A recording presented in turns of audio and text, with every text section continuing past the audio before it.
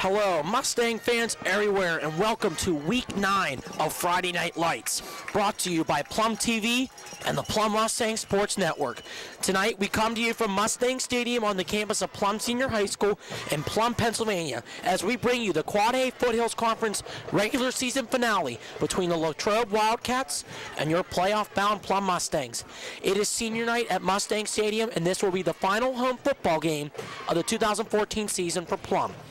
There is still much at stake tonight for the Mustangs in terms of playoff seeding. If the Mustangs win tonight's contest, they will finish in 4th place in the Foothills Conference, and the lowest seed they can receive for the WPIL playoffs will be the 12th seed. A win tonight is certainly not guaranteed because this Latrobe team is hungry for a section victory on the road to end their season. For the Wildcats, they come into this game with an overall record of 1-7 and a section record of 1-6. Latrobe's only victory this season was a win at home against the Kiski Cavaliers, 50-27. Last week, Latrobe lost at home to the North Allegheny Tigers in a non-conference Quad A game by a score of 49-10. The Wildcats have already been eliminated from the WPIL playoff race. Latrobe will be led by junior quarterback Craig Stevens and senior running back Brendan Friedline. The Wildcat head coach is Jason Maruccio. For the Mustangs, they come into this game with an overall record of 4-4 and a section record of 4-3. Last week, the Mustangs came close to upsetting first place Penn Trafford Warriors, but came up short and were defeated 17-10. The Mustangs are trying to finish this season with a plus 500 record in both overall and section standings. The Mustangs will be led by a senior group of 11 players this evening. The Mustangs head coach is Matt Morgan. Good evening, everyone. I am Jake Matolo, and this evening we have a special senior crew here led by Cameron Kutzner, Spud Satovich, Richie Rossi, Anthony Lagnies, and 2 members of the Barat family tonight. Zach Barat and the real deal himself, TV productions teacher and head of the Make-A-Wish Telethon, Mr. Rick Barat. Guys, what do you think the Mustangs will have to do well in order to defeat this Latrobe Wildcats team? Let's start with Richie. Jake, I think the Mustangs just need to keep doing what they're doing. That rushing attack has been deadly all season, and if they play tonight like they played against Penn Trafford, I think they'll secure a win. Mr. Barat, what do the Mustangs have to do well tonight in order to defeat this Wildcat team? We know that the Latrobe Wildcats guys have struggled all year. One of their few victories coming against the Kiski Cavaliers. I expect Matt Morgan to just, I think he was a little upset, and the players were a little upset when we went in the locker room after last week's game. I think they want to go for the kill right away. I think he'll run the ball a little bit and then just try to go deep dash and teeter and just not lay off the throttle until they get up 14, 21, 28. I really have a feeling that this game will not be terribly close. I'd be surprised if it is. And I think the main goal tonight, honestly, for the Mustangs is get in, get out, stay healthy. Get in, get out, stay healthy. And Jake, what you said, Plum can fluctuate around that 12 seed. They can even fall to a 13, but they can nudge up to an 11 or a 10. You know, we hear the students and teachers talk about possible opponents. It'd be great to play Penn Hills next week. I mean, personally, I think Plum will be around a 12 seed and wind up playing at Bethel Park or North Allegheny. Penn Hills maybe is a stretch. So Plum will be on the road, but Plum will be a definite tough out. But that's next week. This is this week. The Wildcats are here. They want to end their season on a high note. Plum wearing their road whites, as Latrobe has their orange uniforms tonight, guys. Thank you, guys. We are getting ready for action. You're watching Plum Mustangs football on Plum TV and the Plum Mustangs Sports Network. If you didn't hear me in my intro, it is senior night at Plum Mustang Stadium. 11 seniors on the roster this year for the class of 2015. All of our members up here in the booth are seniors tonight. Except for my son, of course. Except for Zach Barat right here, who's next to me. Freshman. Correct? Is that right? 6th grade, so it'd be freshman. He heard they were gummy bears. Yeah. And Gummy Cherries, the approved snack of the Plum High TV production department. Thank you to Haribo for being an official sponsor of 2014 Plum Mustangs Sports Network football games, and probably to come with basketball games. I'll remind you folks that I do not do basketball games because I am a basketball player myself. We will have the basketball crew this year, obviously without me, and I'm kind of a big deal around here, so I'm just kidding you We're all guys. a big deal, buddy. We're looking to sprout our wings and blossom. Hey, if you need during it, basketball holding us season. back. if you need the sideline reporter, I can be your bench reporter this year for Could be. I basketball. think you're starting this year, though, buddy. I wish I was. But we will have basketball coverage for you of 2014-2015 Plum Mustangs basketball, Along with wrestling and hockey. along with wrestling and hockey and a couple baseball, softball games. Don't forget about that. We're always on here on Plum TV, Comcast Channel 23, Verizon Channel 30. Kickoff coming from Joe Reed and Latrobe. Kick is off. It's a deep kick for Nick Robb, who will return it from around the 10. Nick Robb coming in as a senior as well. Gets a nice return, stays on his feet, and will be down around the 40-yard line. Good starting position for the Mustangs, who are led by senior quarterback Will Fuhrer coming into the game. This is his second year as the full starter of the Mustangs and his third year as a starting quarterback for the Mustangs. And splitting time with Soxman also, depending on which, I don't want to say which quarterback's more successful, but depending on how Coach Morgan calls the plays, if they want to run anything out of the pistol or the Wildcat or go to a true, drop back pass. When you see Will starting off in the pistol, one running back. The running back is the senior, Zach Martin, who had 10 carries for 54 yards last week. Screen play to the outside for Dylan Whiteman. Whiteman will make the catch. Did he throw that backwards, Mr. It Barat? looked like it was backwards, so if that was dropped, that would have been a lateral. And one thing to point out, guys, if you do see names on the back of jerseys tonight, all the seniors do have their names. So that's the difference between if you see a player without their name on the back or a player with their name. We will be doing senior festivities throughout the night. Handoff for Martin. Zach Martin gets a hold in the middle. Martin's off. Martin's at the 40. Martin has clear field ahead of him. 15, 10, 5, touchdown Mustangs. The senior Zach Martin gets a carry of around 58 yards. His second straight week with a touchdown, and the Mustangs are off to a quick 6-0 lead. And we saw that last week. We saw them going to Zach Martin at the end of the second quarter and then the entire second half, and he had great success against the Warriors, and that's obviously carried over here tonight. Second play from scrimmage, Plum 7, Latrobe, I should say Plum 6, Latrobe 0. Although And- Chappie's been pretty automatic. We saw his touchdown last week, Mr. Broad. We watched it again today. Zach bullied through about 5 guys to get into the end zone. He did that too, and he had a lot of guys in front of him. But he broke a couple tackles, found a hole, and scored. Extra point from Chapla is good, who has not missed an extra point this year, I may add. And we're 55 seconds into this game. The Mustangs lead the Wildcats 7-0. We will shortly see a kickoff from Jake Chapla. So 55 seconds in, Plum strikes first, strikes quick, and we might be off and running. So Latrobe has struggled a little bit this year offensively, so it'd be nice to see what's going to happen if they're going to come out and try to match Plum score for score. Chappie will kick off the Mustangs.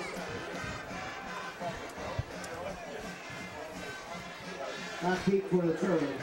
Number 12, Austin Butler. From what I have heard, we're going to see a majority of the seniors in on defense for the first possession. More notably to Ethan Washington and Joey Nania, who will be making their first career varsity starts on the defensive side of the football. Joe Nania is a TV student in my TV class, and I've known Joe Nania for probably since we were 5 years old. And if there's any more deserving guy, and Mr. Barat, you probably can agree with me here, Joe Nania is more well-deserving than anybody on this Mustang team of a start tonight. Sure, absolutely. Joe's a real hard worker, and he needs to get his time, and he should receive it tonight. Well-liked student and player on this Mustang team. Definitely fun to be around. Going to be a return from around the 1 by Joe Reed, also the kicker, and he's going to be brought down on the sideline. Give credit to senior Ronnie Amato with the tackle on the outside. It's going to be a first down for the Wildcats from the 16. We will be scoreboard watching tonight as the southeast section will be determined tonight between Penn Hills and Woodland Hills. Yeah, potential Plum opponent there. Penn Hills with one section loss to the Bethel Park Blackhawks, so they're looking to forge their way ahead and at the top of the section tonight. Quarterback is Craig Stevens. It's going to be a handoff up the middle for Friedline, Brandon Friedline. Actually, no, correction. Carey's going to go to Sam Carroll. It's going to be a second down coming up for the Wildcats.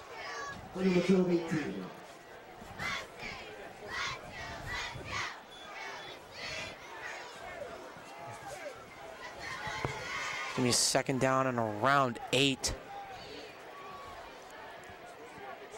Stevens will hand it off up the middle. Good carry at the middle. I have bad memory, guys, of Latrobe. Plum went out there to Memorial Stadium back in the day and had to win to get a home playoff game and just played a horrible game on a snowy night at the end of the year. And they even stumbled on a kickoff and duffed it, and it just drilled, the ball drilled off of a Plum up lineman and bounced right back to Latrobe. It was that type of night. So Latrobe has theirs coming from the Mustangs. Third down, Stevens in trouble. Stevens is going to sneak up the middle, try to complete the pass, and he does. Good pass play over the middle. Stevens completes his pass to Tyler Gustafson, and it's going to be a first down for the Wildcats as Stevens escaped the pocket, looked up the middle, was behind the line of scrimmage, and completed the pass to Gustafson, and Latrobe has their first down of the evening. Yeah, it was a good play. It looked like he was going to run, and then at the last second dumped it off, and good game by Latrobe as they're out to their 34-yard line, 1st and 10. Running clock, 9:25 left to go here in the first. Stevens hands off 4. It's going to be number 36 up the middle, Nick Aiello. Aiello gets around 8. Don't know if he's in any relation to Aiello's Pizzeria of Squirrel Hill. It's going to be a second down and 2 coming up for the Wildcats. That's a good analogy, Jake. I wasn't even thinking that. Yeah, that's a good pizza. Next to one of my favorite pizza places, and a place I wanted to go interview for your class, Mr. Pratt, Minio's. One of the 2 better pizzerias in the Pittsburgh area, both in Squirrel Hill, both on the same block. It's going to be a handoff for 42 Luke Monaparte. He's going to be stuffed at the line. I think he actually lost a yard there, Jake, as he is back down to the 41. So it will be 3rd and 3 for the Wildcats. Big third down here. And I would be shocked if Latrobe tried to pass it here, guys. I would imagine some sort of inside handoff or misdirection. That's what it looks like, one split out wide receiver. Mustangs showing blitz. Here's the snap. It's going to be a handoff. And brought down in the backfield. A Furious seniors right there. Aiello will be tackled for a 1-yard loss, and it will be a 4th and 4, and Latrobe will have to punt. And you know what I want to see tonight, guys? I've called it for the last couple weeks. Patrick Crossy on a punt return. Well overdue. Almost had it against Penn Trafford last week. And also, who did we play the week? Oh, at Connellsville. Oh, yes. Stevens, the quarterback, back to punt for Latrobe. It's a nice kick. Kicks it away from Crossy. And this one will bounce, take a Latrobe bounce, and go out of bounds at the 26-yard line. First down and 10 coming up for the Mustangs. Don't see Ashton Teeter coming out at all, so still going with Hubner.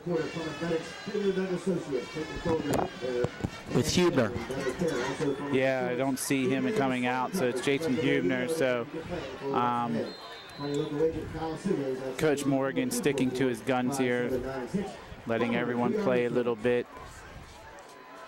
What you have to do on senior night. Well, absolutely. Well, unless you're playing Penn Trafford for the second title or something, and obviously you want all your best players in. But Coach Morgan giving everyone some playing time. There's a flag on the play, guys. I did not see who jumped. I saw Latrobe jump first, but I did see the Plum lineman I think it's going to be a neutral zone infraction on Latrobe. It is. They jumped and made, actually, neither of our linemen jumped, so it had to be an encroachment where they touch one of the linemen accidentally and go over the line of scrimmage. 5-yard penalty will move the Mustangs up 5 yards. And I want to make a note right here. Billy Bob Baird is not in the game on the offensive line. Also, Zach Martin not in at running back. Nick Coxon is in at running back. Looks like Ashton Teeterton now on the left. Yes. Well, I can see Coach Morgan right now opening up, going deep. Here's the snap. Fuhrer will throw to Teeter. It's going to be a Mustang first down. He stays on his feet. Nice throw from Will. Catch by Teeter. Nice play. He'll get around 10 yards. It's going to be a Mustang first down at the 42-yard line. Mr. Barat, going back to what you said about Coach Morgan playing all the seniors tonight, it's not necessarily a bad thing. They definitely have some good seniors on this team. Oh, absolutely. Absolutely.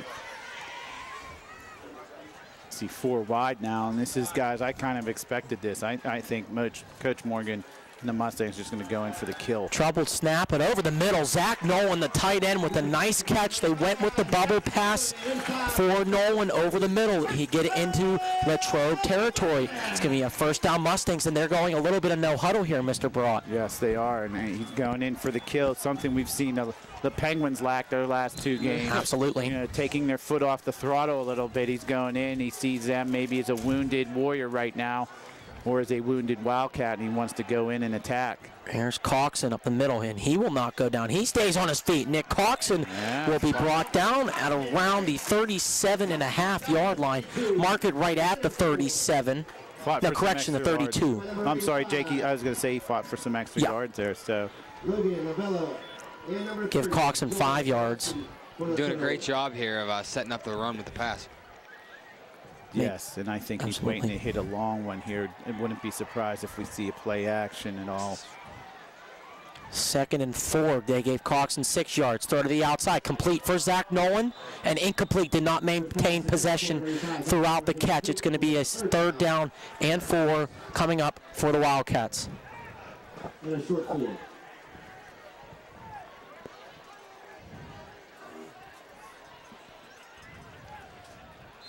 We have 6:15 remaining in the first quarter of play. Our score, Plum 7, Latrobe 0. And we're going to have a stoppage in play. Officials timeout. Play clock didn't reset there, Jake. Good catch, Richie. It was good catch, Richie. I didn't see it. The 25-second clock? Yes, it went up to 60 instead of 25. So really? they'll have to reset that. 3rd down and 4 as the play clock does reset. They've been doing the little trips to the right now. Most of this drive they've been doing trips, and we're going to have a jump. Going to be a false start. It's going to be on the left tackle for the Mustangs. 5 yards. We'll back them up. It'll be 3rd down and 9 now. Boy, is this not Patrick Crossy territory right here? You need a first down play, and number 81 has given it to you all season long. We saw it last week, Mr. Barat. Crossy had a catch in the red zone on their touchdown drive last week, and Crossy made an unbelievable catch and stayed on his feet, got about an extra 10 yards after the catch. Crossy had a big week last week with catching. He had 5 catches last week on the offensive side, and Crossy had a good special teams day last week. He's wide open too. And There's good call, Mr. Barat, as Crossy over the middle. First down, Mustangs. Patrick Crossy fights on every play and gets those extra yards for the Mustangs. First down, Fuhrer to Crossy. That's a combo we're going to hear for the next couple of weeks, as well as hopefully Plum makes a good playoff run with that combination right there. This opens up so much they can do here on this, and just outside the red zone. Yeah, they've kept Latrobe guessing. He hasn't dominated his play calls with the run or the pass. It's been a good mixture here, and now he runs. This is the first time I believe we've seen 2 backs out of the pistol. Yeah, we're not seeing Turchik. We're seeing a lot of Dylan Whiteman so far, the tight end / fullback hybrid. Coxon to the outside. He stays on his feet. Nick Coxon fights, cuts back, and is down. He is very close to the first down. Should have it. Looks like it's at the 18.5. That should get him it. They're going to mark him. Yeah, they got to bring the chains out. That's it. Boy, that yard marker looks like it's on the 18.5 also. That's It's a 13-yard line. Going back to what you just said about keeping Latrobe guessing. They've passed out of the pistol. They've run Oh, out of the I pistol. know. They've been doing everything. And that's good, whoever their first-round playoff opponent will be, because they'll look at the last couple games and they won't be able to determine Not out really of what tipping it. formation are you running or passing. This is by the nose of the ball, one way or the other, guys. I think he got it. He Yeah, he did. did. First down, Mustangs. Football. Nick Coxon will get a 10-yard carry on first down. And the Mustangs are now back in the Heinz red zone, as it's been all season. Get your thick and rich Heinz ketchup any place ketchup is sold, preferably at your local supermarket. Jake's favorite, one of our sponsors right there. And I'm looking across from us, guys. I think this is the first radio station we've seen in the visitor press box. It's WCNS of Latrobe. It is a sports station in Latrobe. It's an AM radio station. I believe it's 1400, if I'm not mistaken. They look pretty jam-packed up there. Yes, it does. They have a big crew. Handoff for Coxon. Oh, he's going to be stuffed at the line. And the ball is loose. That will be number 50, Cody Henry, with the strip. Did he fall on the ball? Got it. Pat Crossy was a lightning bolt over to grab that ball, unless he had it pulled away from him. I thought Pat had his hands on the ball. They're probably still fighting for it in that pound, that scrum. It is, yep. And it's offensive team's ball if they both have possession. Second down, Mr. Broad. Plum recovered the football. Great heads up and hustle by number 81, Patrick Crossy. Could have been disastrous. Coxon, that's going to be his third fumble on the season. Number 64, Eric. Lucky for him, it got recovered. Lucky for him, it got recovered. So Plum has the ball, guys. We'll set the table on the 28-yard line. They have to make it to the 4 for a first down. So it is 2nd and 24 with a running clock. 4:50 left to go in the first quarter. 7-0 Mustangs. They have Dylan Whiteman out wide to the right. Here's the snap. Fuhrer's going to throw. He's got time. Pocket collapsing to the left. He's going to go for the end zone for Teeter. Touchdown, Mustangs! Ashton Teeter in the end zone. We'll score 6. It's a 28-yard completion from Fuhrer to Teeter. Another great combination this season. As the student section's whiteout is rowdy, towels going, American flags going, and Mustangs going with the 2-score lead now. I would say wish we could see the instant replay there. It looks like the Latrobe cornerback kind of like overran the ball, and that should have been a pick or at least a batted ball down, and Teeter just turned and waited for the ball. Looked like one of those games you play at the arcade with a little hole for the football. Oh, yeah, and Fuhrer had to find that hole, and Fuhrer found the hole, opened the door, and Mustangs will now have a 14-0 lead after the extra point from Jake Chapla, who, if I may say again, has not missed an extra point so far in this regular season. You realize you're probably jinxing him now. Well, I'm saying here, I did it last week on both Mustang sacks last week. I said the play before Anthony Rendy had the strip sack fumble, that Plum had not had a sack. So then I went back later in the third quarter and said Penn Trafford has not had a sack. And Penn Trafford got the sack on the next play. Call me crazy. Sort of wiping that loss from last week on you. Pretty much. Hate to say it. As we get ready for the kickoff from Chapla, you are watching the Plum Mustang Sports Network. We're going to take 10 seconds for station identification here on Plum TV. This telecast is copyrighted by the Plum Mustang Sports Network for the private use for audience. Any other use of this broadcast over any pictures, descriptions, or accounts of the game without the express written consent of the Plum Mustang Sports Network and Plum TV is strictly prohibited.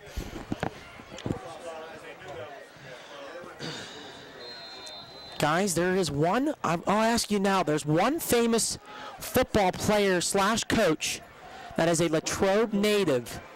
Can anybody guess who it is? He is a Steeler coordinator. As Chapla's going to kick it off, I'll give you a second to think about it here. It's going to be a return from around the 2-yard line. It's going to be brought down. Good job by the Mustang special teams to get to, will be number 35, Seth Haller.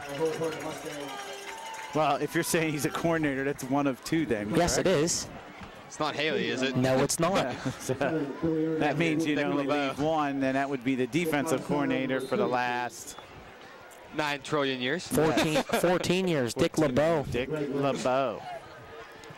Former Detroit Lion and now Steeler coordinator for his hometown team since 2000 under Bill Cowher. Maybe he can help Latrobe here a little bit with the scoring, and Bill Irvin will bring down the running back Nick Aiello, who's been getting the majority of the carries this evening. Number 7, Billy Irvin. Yeah, Latrobe has an enrollment of around 1,100. Their school is from grades 10 to 12. Their junior high is from grades 7, 8, and 9. And their football stadium is nowhere near the high school. Correct. The high school current location has been there since 1967. The elementary school called Latrobe Elementary was the former high school. As we're going to have a flag on the play, it looked like the Mustangs jumped early.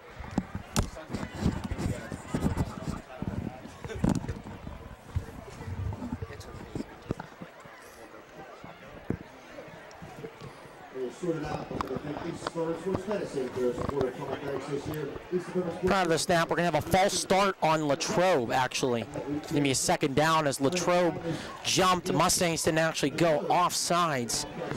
So back them up 5 yards. It's going to be a second down and 15. Excuse me, second down and 10 from the 15. With 3:52 remaining in this first quarter of play, Plum still currently holding a 14-0 lead over the Latrobe Wildcats. big battle in the Quad West tonight as the Upper St. Clair Panthers have jumped out to a 7-0 lead over the Mount Lebanon Blue Devils. And pressure coming. It's going to be a Mustang sack. Just as we're talking about sacks. Nick Poprocky, the senior, gets the sack for the Mustangs. You're right, Richie. It's going to be a third down and long coming up for the Wildcats. Corral, Stevens, inside the 5. Be curious to see if they run a blitz here. Outside the 5. Yeah, it's third and 20. yeah, it's 20. For the Wildcats. Another big matchup tonight out of the AAA Parkway Conference. Undefeated teams West Allegheny and Central Valley will battle for ultimately the #1 seed in the Parkway Conference And title maybe the tonight. #1 seed overall probably in Yes. AAA. And brought down in the backfield. That's Anthony Rendy, the senior, getting there. As well as, I can't see the number, it's going to be 62. Chris Erfurt also in there on the tackle. They stuff Aiello right there, and Latrobe will have to punt from the back of their end zone with 2:30 and counting remaining in the first quarter. Always dangerous here unless there's a turnover. If Plum doesn't block it, because you don't know if they'll sit up for the return guys or to go for the block, but it's always tough to punt out of your own end zone, and Plum's going to start off with great field position if they don't return this. Punt coming from Stevens. Back to return will be Kevin Brown, the sophomore.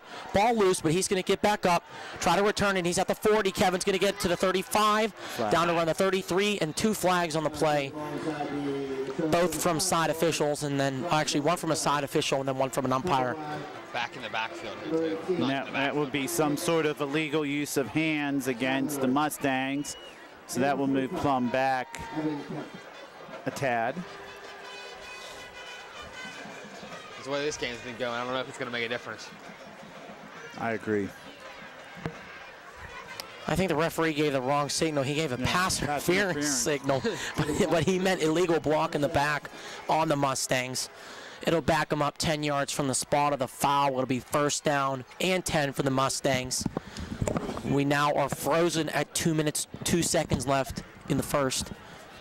Quick shout out to the band seniors as well. Guys, you've done a fantastic job this season. I know we got a marching band season through Veterans Day Parade and the Disney trip this year, but great job during marching band this season, guys. And we will see you at halftime for the Move to the Music show. Make sure to stay tuned for both bands, including the Latrobe Wildcat Marching Band, on our halftime show. Also, Richie Rossi and I will be hosting the Coca-Cola halftime report. We're going to have a dead ball. It's going to be a neutral zone infraction on Latrobe Wildcats, moving the Mustangs up 5 yards. It'll be a first down and 5 from the 38. There's the ball inside I mean, Latrobe has struggled here tonight, guys. I haven't looked closely at their record. They have one win, Jake? They have one win that is That was over against Kiski, Kiski. section opponent, correct. And that was a big win, like 50. 50-27. Yes. They do not have a road victory this year. That victory was at home in Latrobe. Can be a pistol toss play to Kevin Brown. He's going to get to the 35. Kevin Brown to the outside. Stays inbounds and will be brought down by number 88, Brett Silko. And it's going to be a first down for the Mustangs on the carry by Kevin Brown.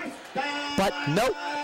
We have a flag on the play. It was a late flag. It's going to be a holding on the Mustangs. I didn't even see any laundry on the carpet. The referee on the side judge right now is standing in front of the flag, which is Okay, I see it obscuring now. your Yes, view sir, and my yes. view as well, because he moved out of the way and I Thank saw you. the flag.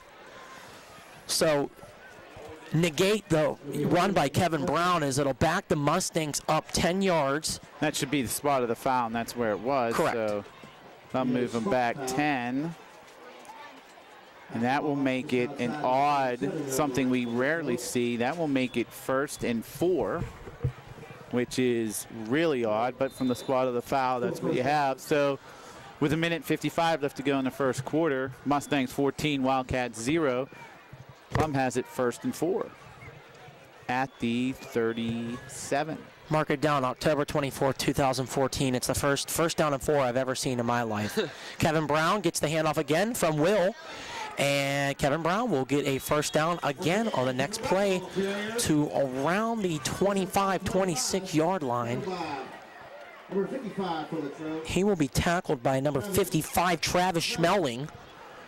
That results in a Mustang first down. And you hear PA announcer Mark Carney. It is a first down for the Mustangs with 1:40 remaining in the first quarter. Mustangs still leading 14-0 over Latrobe. It is senior night here at Mustang Stadium on the campus of Plum Senior High School. Nick Robb, senior, now on the backfield for the Mustangs. I think everyone's going to get their hand in running the ball tonight, it looks like. They had Martin on the first drive. Fumble, but Nick Robb stays in and 24, Nick Robb. keeps his composure and gets a good gain up the middle. We saw it last week. Nick Robb fumbled a toss play and still got 5 yards out of it. And that was a fumbled snap on the transfer from Fuhrer to Robb, but Nick stays with it, gets around 8. It's going to be a 2nd and 2 from the 24. I wasn't going to say anything, guys, but it looks like Will, I don't know if it's because it's cold, he doesn't have gloves, but it looks like he's bobbling. I don't know if the ball's not coming back, it's in spiral, or if it's Will just not grasping the ball because it's cold, but having trouble here, bobbling a lot of the center quarterback exchanges. Mustangs have been testing out the center position the past couple weeks. Fuhrer pass completed to Teeter. He's at the 5. Teeter will be brought down short of the end zone, but is enough for a Mustang first down. Fuhrer completes his 2nd pass of the day to Teeter. Mustangs are back in the Heinz red zone with 31 seconds remaining in the first quarter. Oh, it's at the 3-yard line. Back to the center problems. Billy Bob Baird got hurt a couple weeks ago, so they gave the job to Eric Trends last week at Penn Trafford. He did a good job, but he had a snap trouble in the first play of the third quarter, which resulted in a fumble. This week they're going with the junior Mike Caragino. And Mike's done a good job so far. Will hand off for Kevin Brown. Touchdown Mustangs. Untouched Kevin almost. Brown will score. The sophomore scores his first touchdown since the 5-touchdown performance home against Kiski. And Plum will make it a 3-score game with 6 seconds remaining in the first quarter.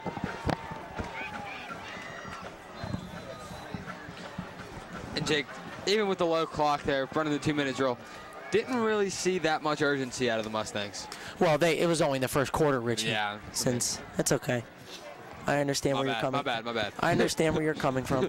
Snap. Chapla's kick is up. Chapla's kick is, you guessed it, good.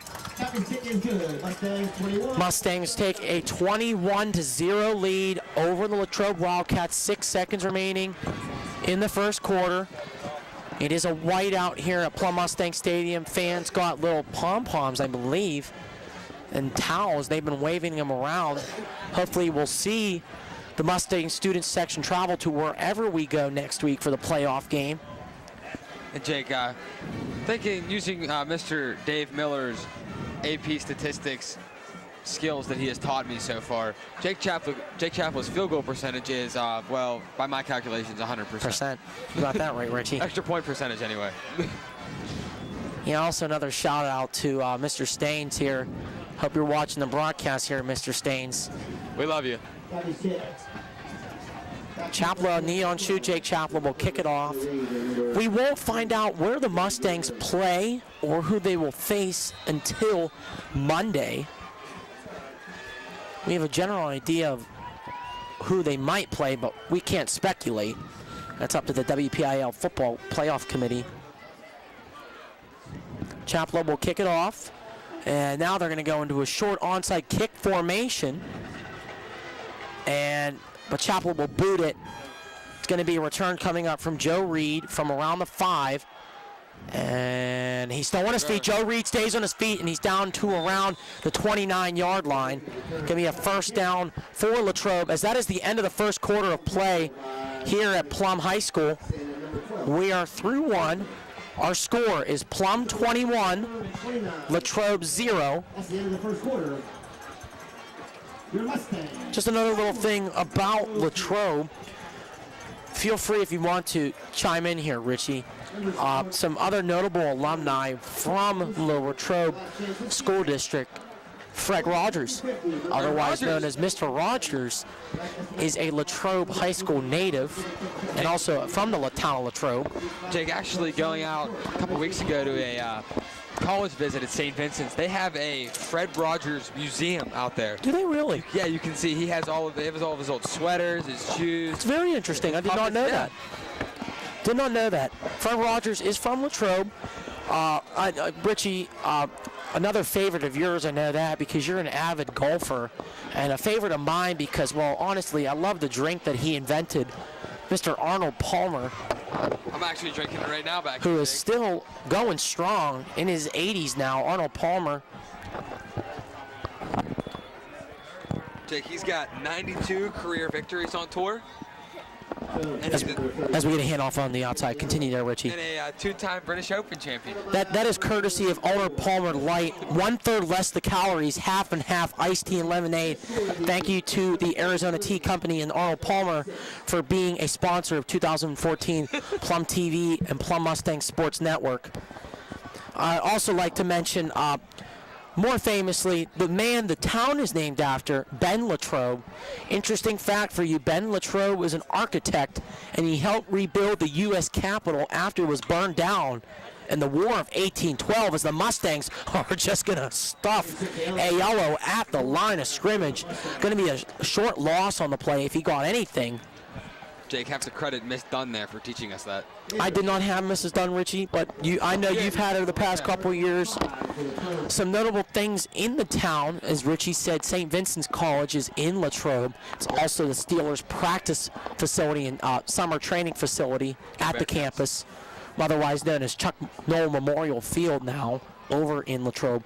Also, do not forget about, I'll tell you right after this, after the snap, pass is going to be completed over the middle, and Soxman will hit the receiver hard.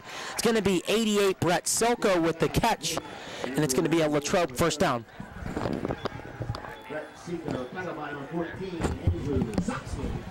And from our stat guys in the back here, we've also now realized that the banana split was invented in Latrobe. And I'd also like to say there is a specific company that makes alcoholic beverages, otherwise known as Rolling Rock Beer, that is famous in Pittsburgh here. They have their headquarters in Latrobe. Also the company Kennametal. If you see their advertisement at the Pirate Games, they do the K-board at the Pirate Games. Aiello will get the carry. Martin will make the stop. It's a gain of 3. But Ben Latrobe was the rebuilder of the U.S. Capitol in Washington, D.C. after the War of 1812. Another famous thing in Latrobe, because I have flown out of there before, the famous Arnold Palmer Regional Airport. I've flown Spirit Airlines out of Arnold Palmer Regional Airport before. Nice little airport. Jake, going back to what you after this play. And it's going to be a keeper by Craig Stevens. He's going to get around 2, maybe 3 yards. Give him 3. Give me a 3rd down and 4 from right at the 50. And Jake, go back to what you said about Arnold Palmer. I actually had the privilege of meeting him with WPIO qualifiers this year at and the name of the golf course escapes me right now. But he's just one of the nicest guys you'll ever meet. He's a real stand-up guy, does a lot for charity. And he's just a fun person to be around. I know what you're talking about. It's Latrobe Country Club is where it's at. Latrobe Country Club is a very nice golf course. Arnold Palmer owns a couple golf courses now throughout Florida. I know a couple in Pennsylvania and even a couple in Ohio. Oh, Blitz and the Mustangs are going to get to him. Andrew Soxman, you heard Zach brought up here. Wow. Soxman breaks right through the line. The senior will record his first sack of the game. Impressed the man in few words up here, Mr. Zach Barrott. Yeah. If you don't know, I'll give you a little background because, Alex, I know you're watching this, my little brother. Good friends with Zach up here. Zach is an avid soccer player. Yeah. Had a good tournament in Columbia, Maryland, if I'm not mistaken, from what your dad said. Yeah. Little Leo Messi up here. Thinking, Jake, what do you think? Yeah. Now, Zach, let me ask you, are you thinking about playing soccer for the 7th grade team next year at the junior high? Yeah, I hope so. Fuhrer's going to throw. He has time. He's going to bomb it out. He has Teeter deep. Touchdown! Mustangs, you heard it up here. Teeter will catch his 2nd touchdown of the game. It's a bomb of 41 yards from Fuhrer to Teeter. Can we say it again so many times this year? Touchdown Mustangs. It's now a 4-score lead. Zach, you got anything to add to that, buddy? No. You know what? I think we could say it all here. Yeah. It's one word. Wow. Yeah. Wow can describe that one play right there. Connection of 41 yards from Fuhrer to Teeter. 2nd time today we've seen that combination of the touchdown pass. First one was for 28. Now this one was for 41 yards. Chapla, kick is up. Good. Kick is good.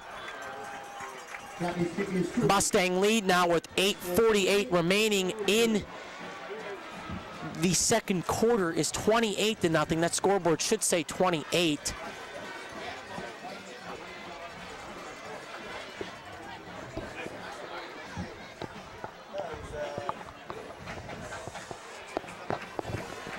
Quick shout out to the senior cheerleaders as well here this evening for their final home performance for football. You ladies have done a great job this year. Congratulations from us at Plum TV and the Plum Mustang Sports Network on a fantastic season.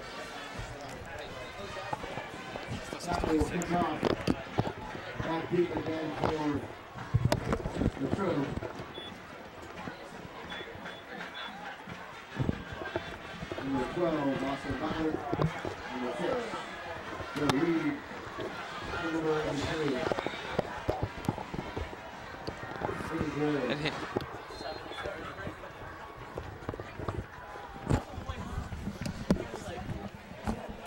Kickoff will be coming from Jake Chapla.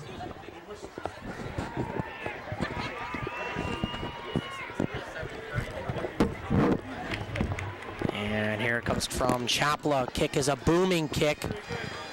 Will be around the 10-yard line. Return coming here from 23, Nick Palumbo. Stopped at the 20. You're right, Zach. And we're going to have a late flag on the play. There was pushing and shoving after the play. Zach and I saw that immediately. We saw the flag go out. And we will see, it will be a personal foul. I did not see who it was against. It's going to be against the Mustangs. So not smart by the Mustang special teams. They take a personal foul penalty. Will move Latrobe up 15 yards to the 34-yard line. First down and 10 for the Wildcats. We have 8:43 remaining in the first half. Mustangs 28, Wildcats 0. First down and 10. Stevens is in the pistol formation with Aiello behind him. Here's the snap. Handoff for Aiello. Up the middle. Push down. He's going to get 2. It'll be 2nd down and 8. As you heard, Zach, that was first down. The first play of the drive from the 34-yard line. Now they're marked on the 36. And Jake, I just think that Latrobe right now looks confused. Don't really know what to call. I can totally agree with you, Richie. Can't really figure out what's going on with this Mustangs defense, which is, we've seen a lot of teams struggle with that. Trying to find their identity is the perfect word to say, Richie, as you mentioned, as there's a throw over the middle pass. The short pass was completed. Tackle made by Turchik. I can't get a number if you get it for me, Richie. It will be 42. Luke Monaparte with his first catch of the day. It's going to be a 3rd down and 2 coming up for the Wildcats with 7:43 remaining in the second quarter.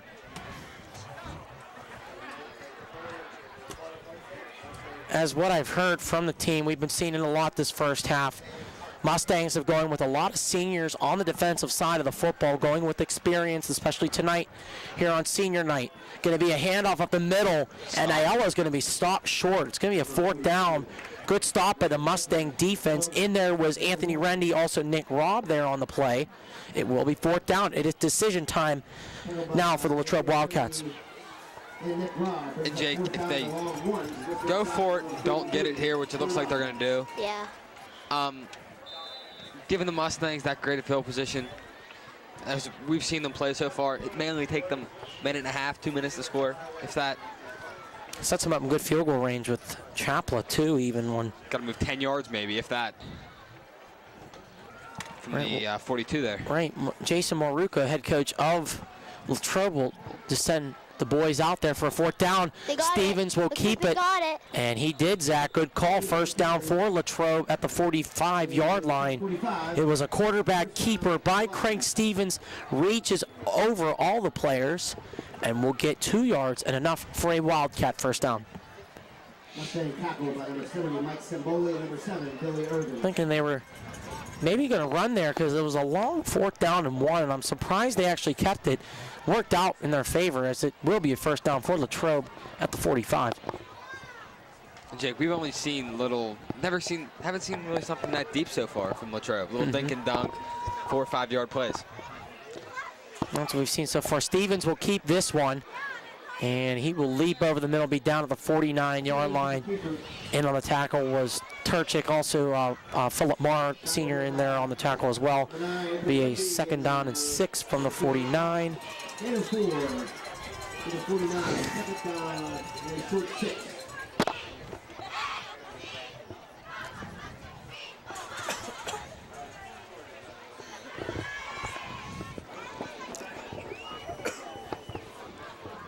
Second and 6. Motion. It's going to be a handoff for Aiello up the middle. Aiello has some room. It's going to be a 1st down Latrobe to the 38-yard line as Nick Aiello sneaks up the middle for around 8.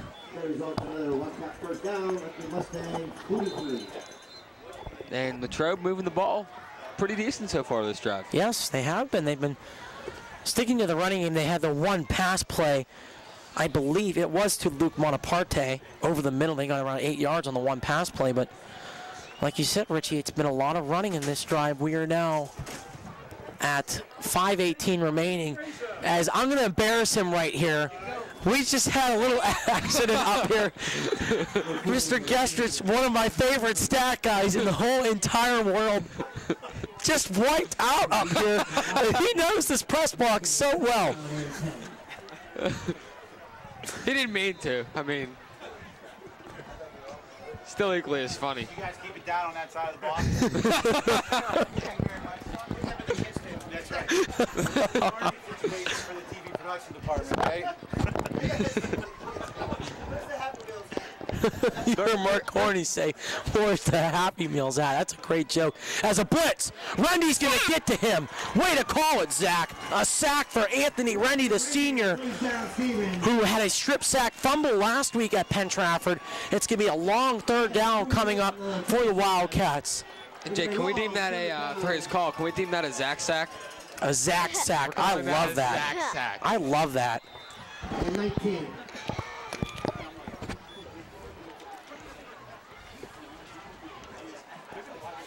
Big 3rd down here in 10. Yeah, 4:04 remaining, and counting remaining in the second quarter. Make sure to stay tuned again, folks, For the halftime shows, you'll see the Latrobe Wildcat Marching Band as well as the Move to the Music show from the Plum Mustangs Marching Band. And yes, you are 100% right, Zach. Craig Stevens kept the ball in the quarterback option. He's not going to get much. He got back into Wildcat territory, and they're going to have to punt here and be a little bit conservative now, as Craig Stevens is back to punt for Latrobe.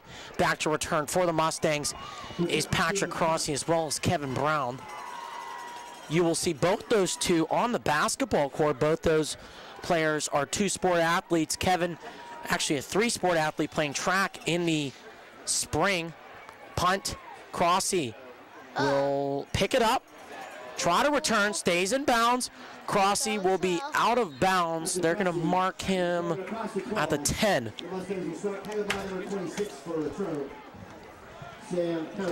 Jake, I gotta wonder here if there's a sense, not really urgency, but any need here for them to score any points. I mean, still 3 minutes on the clock. They have enough time to mount a drive, but we'll have to see. Now, do you remember? Oh, no. Latrobe kicked the ball off to start the game, so Latrobe will receive the ball in the second half. Plum will start, as Richie said, from the 10. They have 3:09 frozen on the clock. They have all 3 timeouts to try to get a score on the board. It's going to be a handoff to the outside. It's going to be for Nick Carlosano, the junior. Nick is still going, stays on his feet, and Carlosano will be down. Some laundry on the field. And yes, there is a flag on the play, but Carlosano was out of bounds. I think it could be a face mask on Latrobe as someone got the face mask of Nick Carlosano. And the referees are pointing that way. Yes, it is. It's going to be a face mask on Latrobe. Carlosano had the first down anyway. It's a gain right now of 23.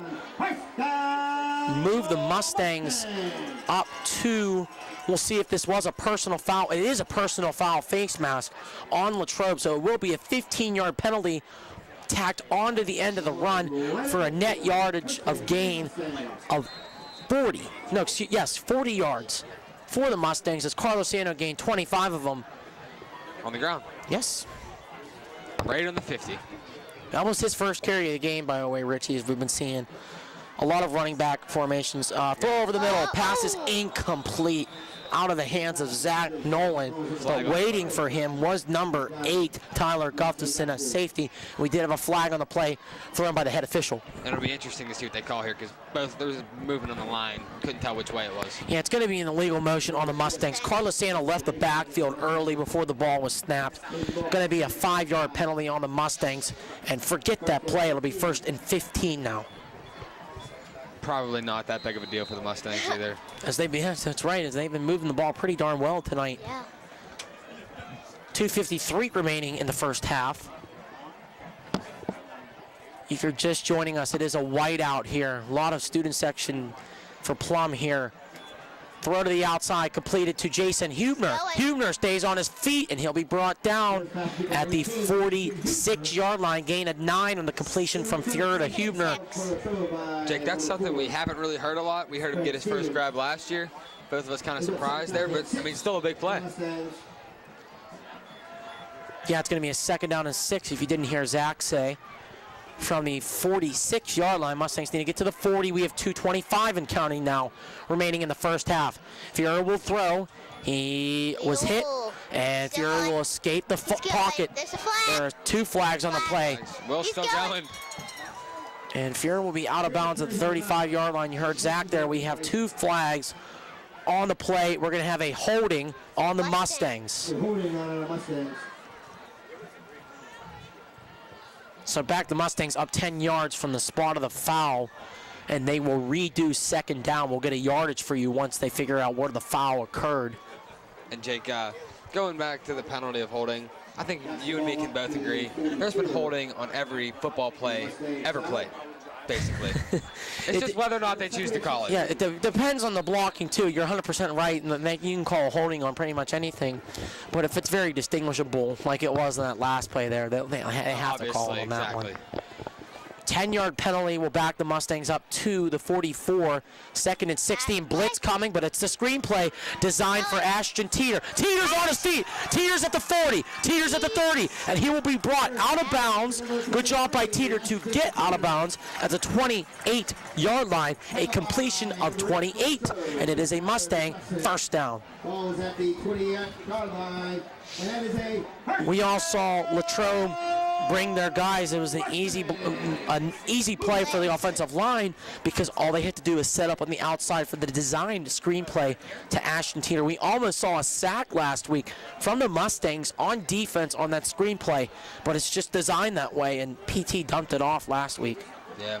Will, even on the blitz, was untouched. Yeah, you're right, Richie. Fuhrer will roll out to the right. He's going to set. Pass is completed to Huber, who was hit hard on that play. It'll be by Craig Stevens.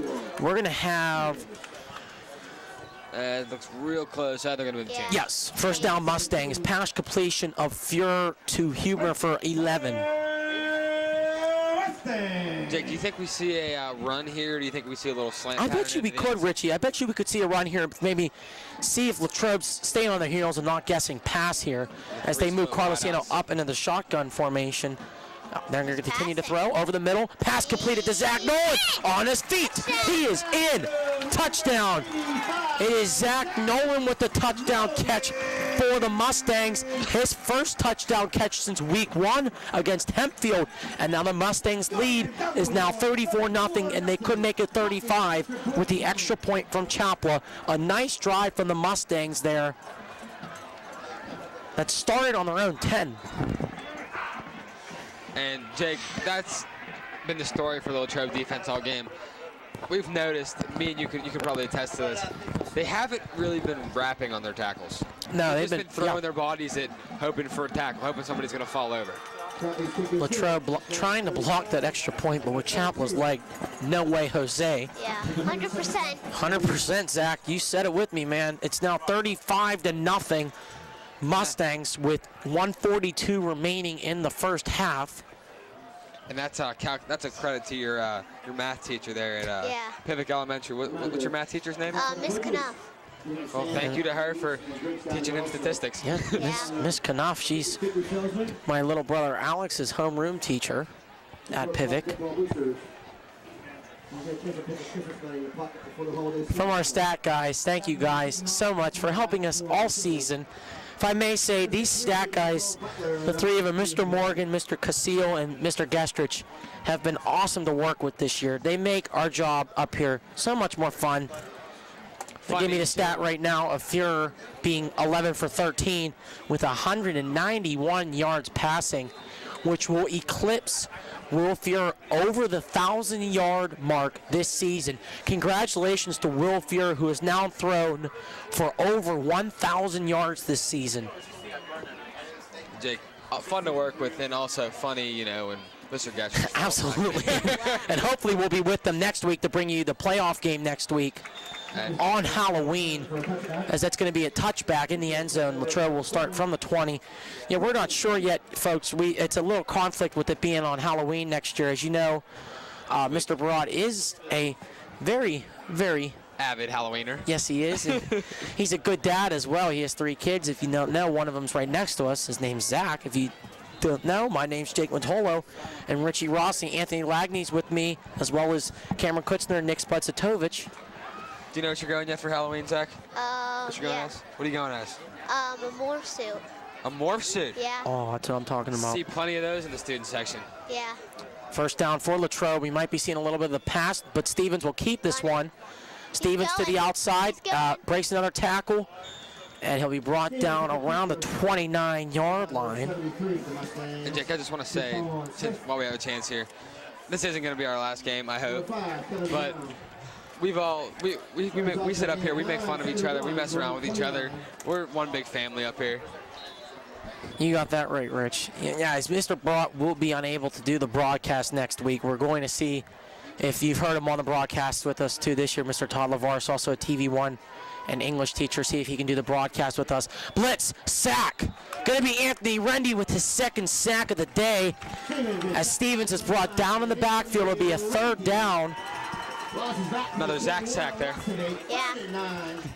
Inside a minute in the half. That'll be the third Zach sack of the day. And we're going to have a stoppage and play timeout Latrobe. They will burn their first timeout of the half. As we're frozen with 48 seconds remaining, it's Mustangs 35, Latrobe 0. Again, stay tuned at halftime for the Wildcat and Mustang marching bands. Last tackle before that was by Keyshawn Smith, and then on last play you just saw the sack by Anthony Rendy.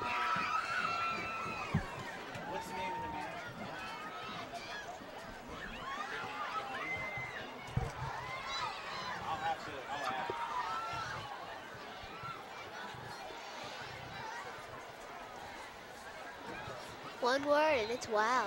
One word and it's wow. You said it, Zach. Mustangs with the 35-0 lead. Fuhrer has been passing like a maniac so far this game, and the Mustangs have been running the ball well.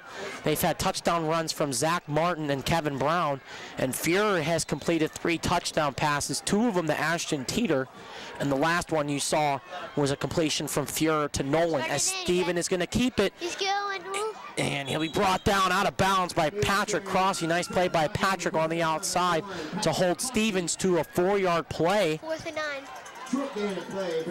You're right, Zach. It is a 4th down, and Latrobe will have to punt. With the clock frozen, 43 seconds, Mustangs still have all 3 timeouts remaining. So see if they can get a drive and maybe kick a field goal with Chapla. And you know Chapla's range too, guys. We've seen it all year.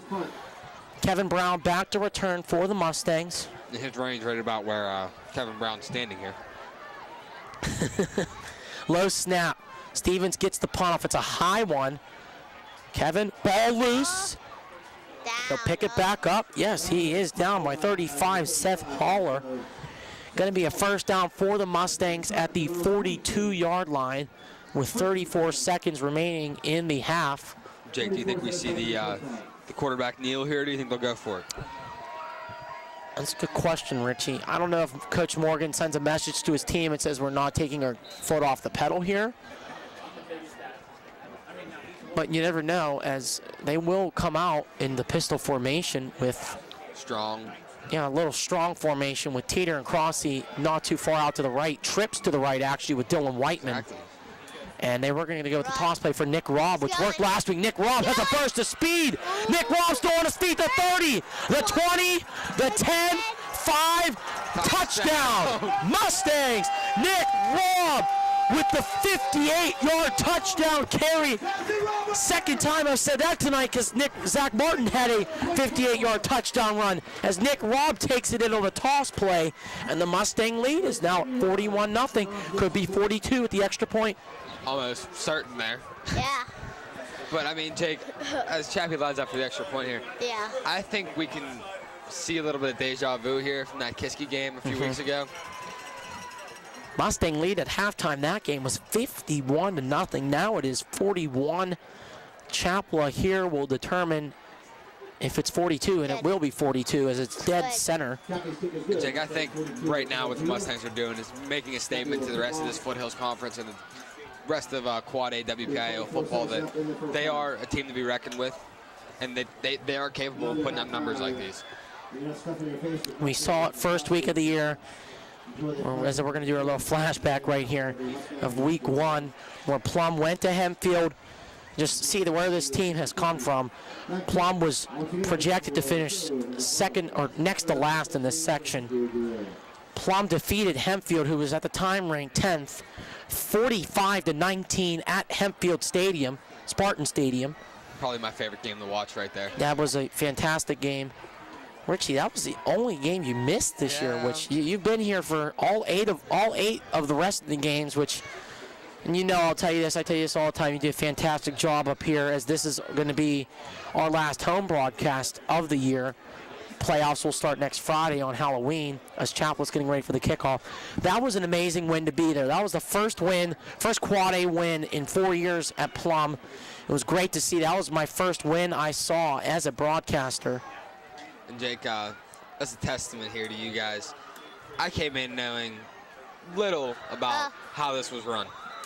And you guys really took me in, showed me what to do, how it all worked, and That's a huge thank you to you guys. Oh, Richie, we've embraced you being on this crew this year. You know that we are like family up here. The TV department at Plum is well run by Mr. Rick Barat. He just brings you in like family, and it's a great feeling to be able to do these broadcasts and bring them to you guys, because it's just so much fun being able to do this up here in the booth at Plum Mustang Stadium on the campus of Plum Senior High School.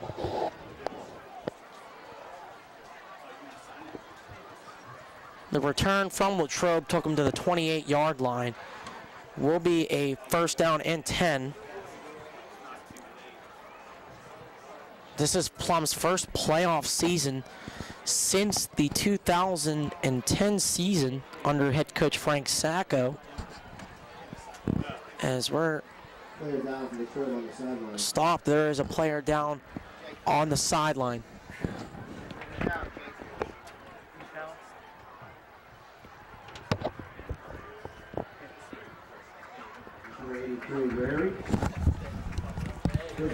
Vinny Guerreri was the player down on the sideline. He got up. Good sign there. It's going to be first down and 10 from the 28 for Latrobe. Jake, you have to think we're going to see a kneel here. Or maybe even a run play to just just here, yeah. run the clock out. But we'll see what Stevens does here. Actually, even send a man in motion there. Yeah, they'll send a handoff to Aiello. And yep, he's pushed back about a yard. As that is the end of the quarter.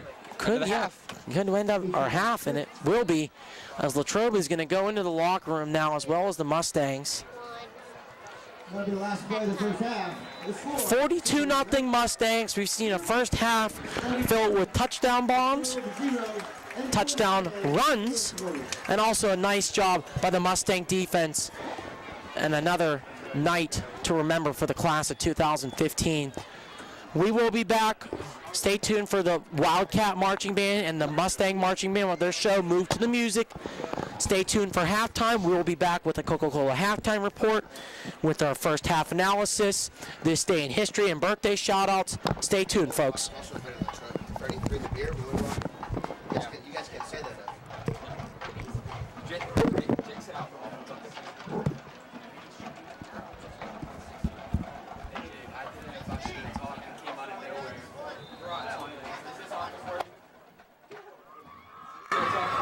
Did you kill it?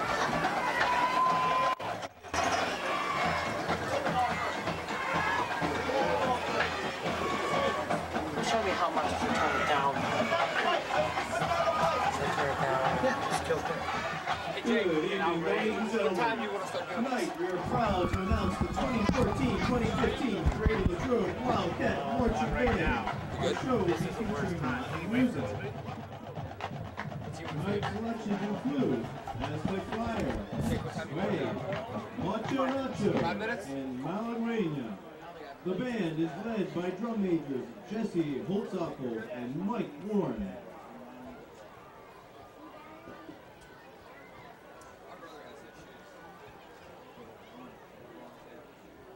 Hey, Dave, this is Richie. And it's Jake. Dave Grasso. Dave used to do this. How many years ago? 5, 6, 7, 8, 9.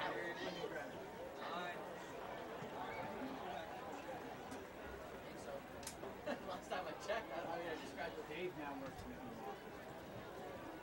Yeah, but remember when I ordered the sandwiches, the manager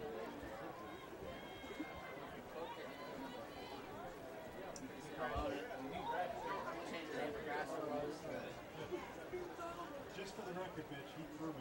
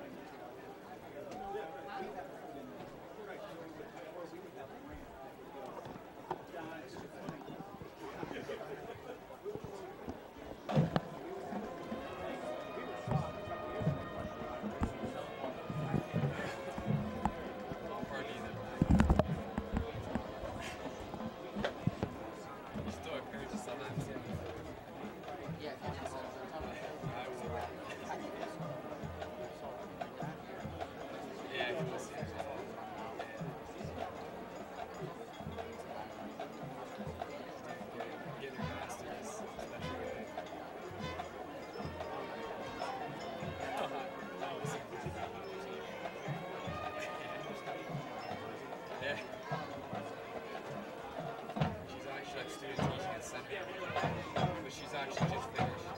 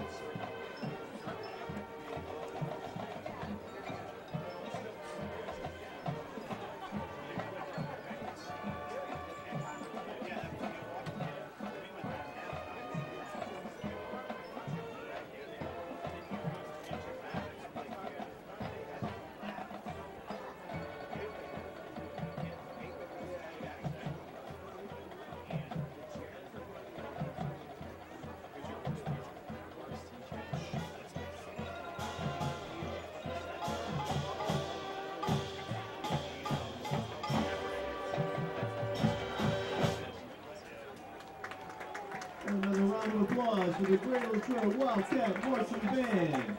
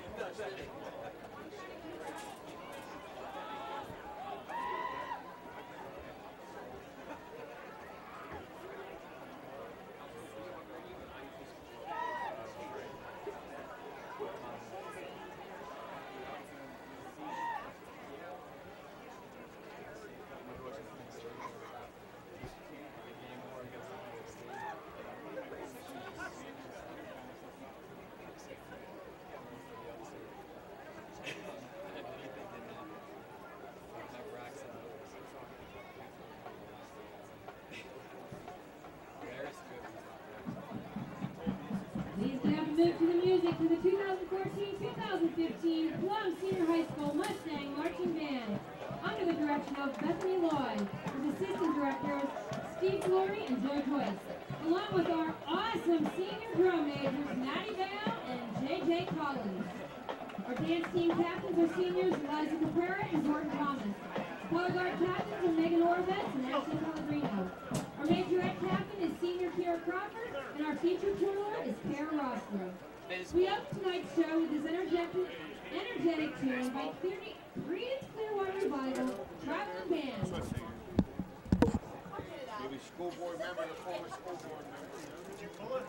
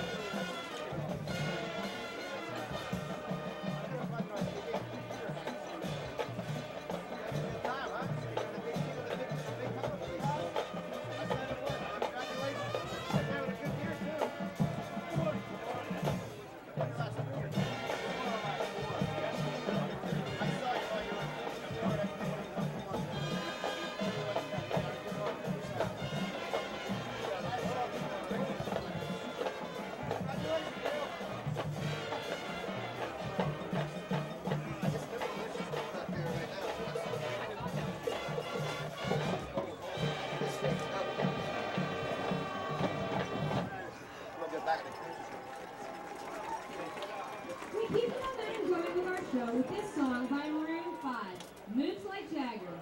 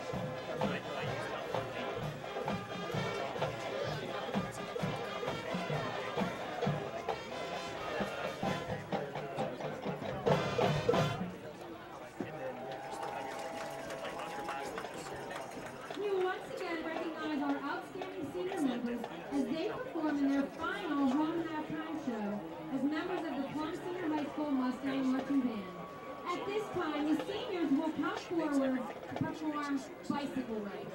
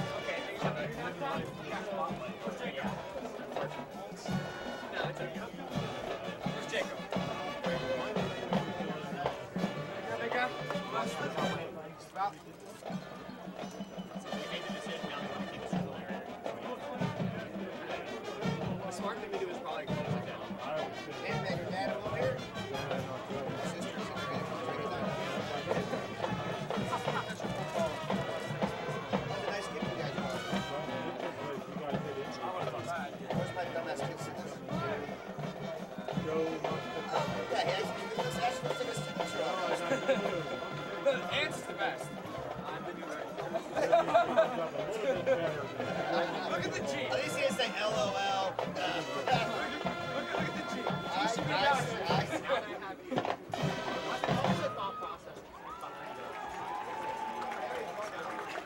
We thank you for your attention as we change the faces of our show with Plum. With this 1965 hit, written by the late Pete Seeger and performed by the Birds. Turn, turn, turn.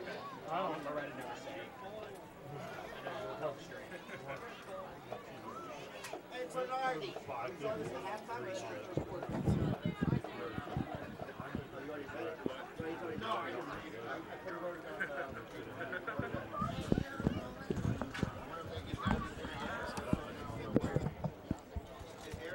Been a fun season,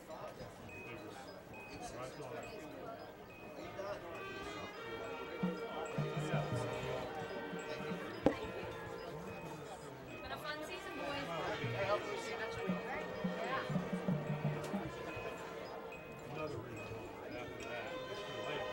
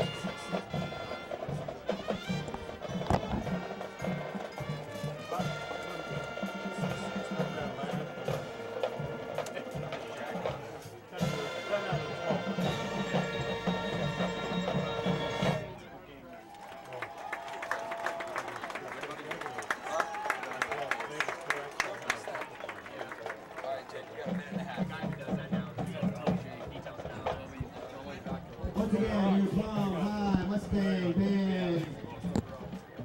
Great job all season long. On this Welcome back to the second half of action on Plum TV and the Plum Mustang Sports Network. This is now the Coca-Cola halftime report. I'd like to start with our birthdays and famous events. It is a big day in history today. It is October 24th. Happy birthday to Drake, the Canadian rapper who turns 28 today. Real name Aubrey Graham there. Yes, it is, Richie. I was thinking about that myself as I saw it online today. Happy birthday, Aubrey. Wayne Rooney, famous soccer player from England, otherwise known as the pride of Manchester United, turns 29 today. Happy birthday to Wayne Rooney. A current first baseman in the World Series, starter for the Kansas City Royals at first base, the four-hitter, Eric Hosmer. He turns 25 today, and hopefully, Eric, you can get that birthday gift of a Game 3 victory and even a World Series victory in San Francisco. Final happy birthday. And it pains me as a Pitt fan to say this. Happy birthday to Peyton Siva, the former Louisville guard, who turns 24 today. Peyton's currently in the NBA with the Minnesota Timberwolves. Now let's get to our famous events. As a Pitt fan as well, it is a dark day in Pitt's history, as today in 1861, West Virginia seceded from Virginia and created the Commonwealth of West Virginia and became a state in the United States. Where, Jake, you know, one of yours and probably my favorite country superstars from, Mr. Brad Paisley. Brad Paisley is a Wheeling, West Virginia native. And West Virginia Mountaineer fan. That probably pains you to hear, but... Yes, he does, but he went to where my aunt went to school. My aunt went to West Liberty. That's in West Virginia. That's where Brad Paisley went to college. A lot of good things in West Virginia, wild and wonderful, and country roads, will you take me home? 1901, another famous event here. Anna Taylor is the first woman to go over Niagara Falls in a barrel. Good to know. Baratz recently just took a trip up the Niagara Falls. Did you roll in a barrel across the Niagara River, Zach? No. Okay, good. I didn't either. You don't want to do that. Yeah, it's probably not a good idea. 1908, Take Me Out to the Ball Game hits the top charts, which radio is just starting to boom a little bit. Didn't hear Ryan Seacrest on the radio. No. Thank goodness. Thank goodness we didn't hear him on the radio back in 1908. Save everybody.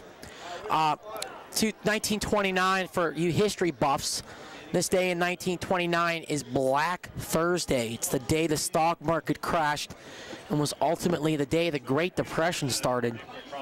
That's a sad day in history. Yes, it is. But we've apparently recovered from that. But a good day in American history in 1931 as the gangster Al Capone from Chicago was sentenced to 11 years of jail. They could never convince or, be able to sue him, I guess is the word you want to say here, for all the drug deals he's done. But they get him on 11 years for tax evasion. Yes, tax evasion is what Al Capone was arrested on. Those are the charges he was pressed against. Not the murders, not the, the murders of his people. But tax evasion. Not the drugs. That was all under the works of J. Edgar. Make sure you see that movie with Leonardo DiCaprio. Great movie. 1962, the Cuban Missile Crisis. On this day, the U.S. blockaded Cuba and blockaded any missiles from leaving the Cuban area where the Soviets had missiles. So that happened in 1962. 1971, I hate the Cowboys, but here's what happened in 1971. Texas Stadium opened. And I guess, this is kind of an ugly game, but the Cowboys beat the Patriots of New England 44-21 in the debut of Texas Stadium, which is now demolished. And became AT&T Stadium, I believe it is now? Yes, they built the new Cowboy Stadium, which is readily named stadiums this year. Levi Stadium. Well, Cowboy Stadium's been there for around 3 years now. They just renamed it this year. Now renamed AT&T Stadium. 1992 for you baseball fans. This is the day the Toronto Blue Jays defeated the Atlanta Braves 4-2 in the 88th World Series, and Toronto won their first World Series. They would later go on to win the World Series for the second year in a row against Philadelphia in 1993. Joe Carter hit his famous walk-off home run in 1993, but this was the first World Series in the major leagues won by a Canadian team, and currently Toronto is the only Canadian team remaining in the major major leagues. And finally, in 1996, another team I hate. Seems like I hate every team here. 1996 was the last game on this day, October 24th, 1996. It was the last game at Atlantic County Fulton Stadium, which is now demolished. Now Turner Field, which was the Olympic site for the 1996 Olympics in Atlanta. Yes, sir. It is now going to be demolished in 2 years. They will make a new Atlanta Braves stadium, which nice. should be called SunTrust Park, from what I've heard. And that is your This Day in History and Your Birthdays, brought to you by Coca-Cola. And Jake, I kind of feel out of place up here. I got two Pitt fans on my left and my right. Being an avid Notre Dame fan, that kind of hurts. Yes, it does, and I will never, ever forgive you for being a Notre Dame fan, ever, Richie. Okay, Jake. All See how that jokes goes next year in the ACC. Down at all Heinz jokes Field. aside up here, I do have a Drexel and a Pitt pen on my side right here. And Richie continues to bug me with Notre Dame every day. Notre Dame just lost their first game now, which was last Saturday for you folks watching this broadcast. Last Saturday against the Florida State Seminoles by the score 31-27. And Jake, it probably pains you too. You're looking into going to Syracuse, one of Pitt's rivals. Yes, it is very tough for Villanova too. Villanova Pitt has been a big rivalry. Interstate rivalry. Philadelphia-Pittsburgh is. I'm sitting down for the first time ever in the booth in a this year broadcast. as Chaplet kicks it off into the end zone for a touchback. And not to make you guys feel left out, I just want to sit down now and enjoy this last half of football at Mustang Stadium. It is 42-0 Mustangs. If you are joining us, we've had 6 touchdowns in the first half. There were 3 pass completions from Fuhrer. 2 of them were to Teeter. 1 was to Zach Nolan for a touchdown. And then Kevin Brown ran for a touchdown for the Mustangs. Zach Martin ran for a touchdown. Also, Nick Robb ran for a touchdown. We're going to have a flag on the play. Going to end up being an encroachment on the Mustangs. Move Latrobe up 5 yards, and it'll be first down and 5 now.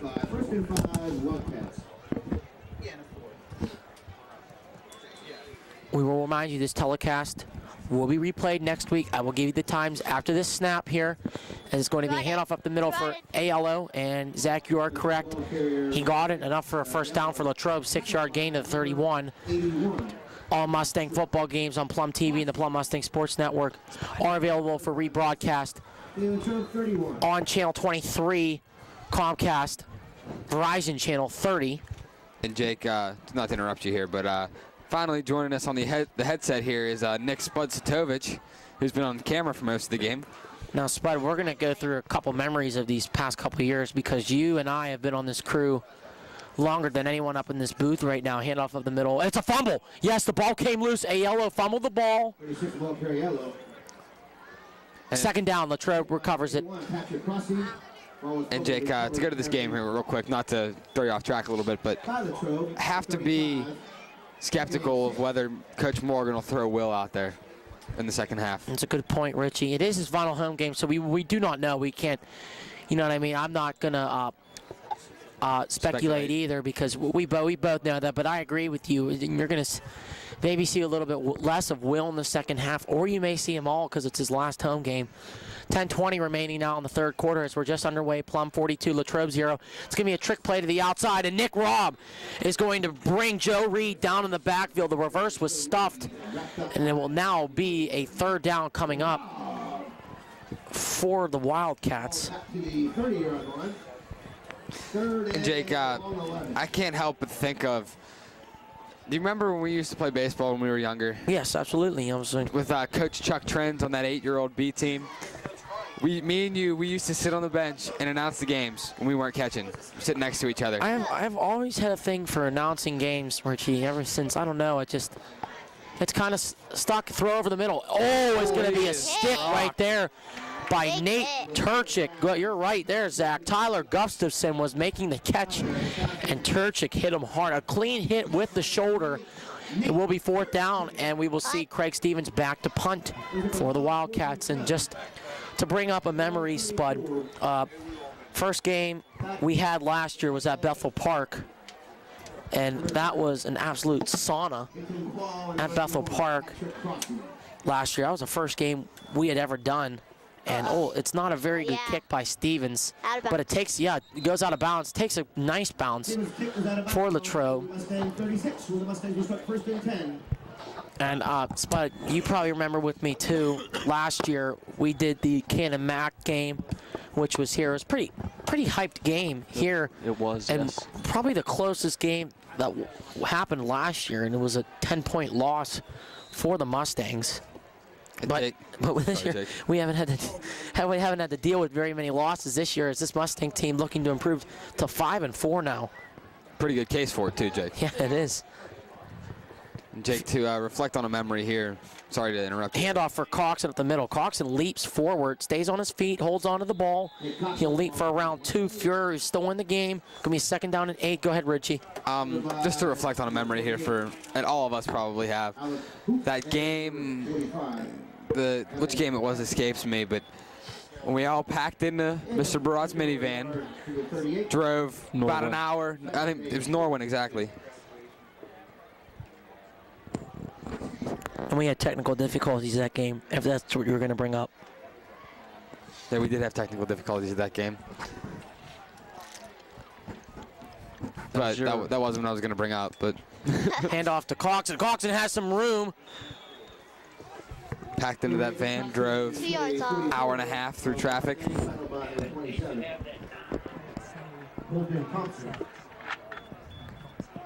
On the 44, brings up a 3rd down and 2. Going to be a 3rd down and 2 coming up for the Mustangs. From the 44. Now, that was a good one, Richie. The Mustangs beat Norwin on their homecoming, if I'm not mistaken. On their homecoming, spoiled homecoming. Yeah, spoiled homecoming. Mustangs won 23-14. Almost spoiled PTs as well. Yeah, they almost. You're right. Yeah, man, Plum played him good last week. Fake for Coxon. Turchik will run. That's real close. Close. We'll see here. It's going to be close. Yeah. And Jake, I have to ask you here while we got a shot. What do you think your fondest memory of this year was? First down. Oh, man, Richie. I hope it is yet to come. If you know what I'm saying here, is there's 7 minutes and counting remaining in the 3rd quarter. I'll play Mustangs still lead 42-0. I hope it's still to come. But I absolutely have to say, without a doubt, my best moment so far this year was the game at Hempfield where we had a bunch of problems with bees in the press box. So we did it from the balcony. Handoff for Coxon up the middle. Stays on his feet. He'll be brought down by number 88, Brett Silko. And the flag on the play. Late flag. As we had troubles with bees in the press box, we went and did it from the balcony, from the 1st floor to the 2nd floor at Spartan Stadium, as we're going to have a personal foul on the Mustangs. Back them up 15 yards. 2nd and 25 here.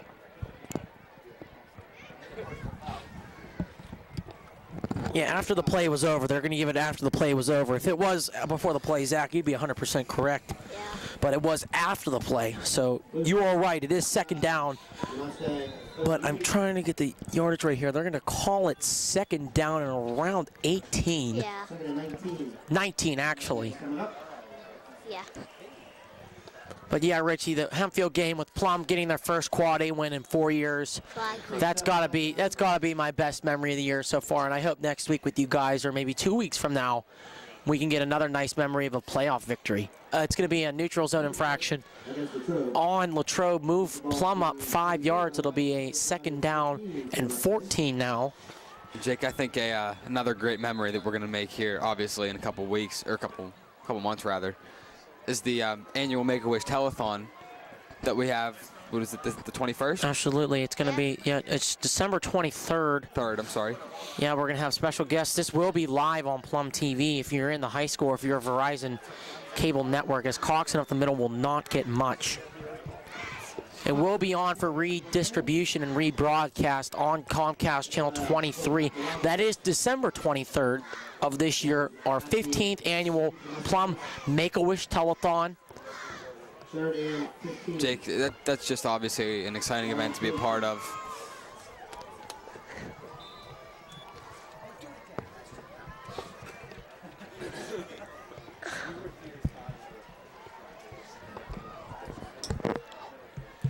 Zach, this is obviously your first game. Yeah. This a memory you're going to remember?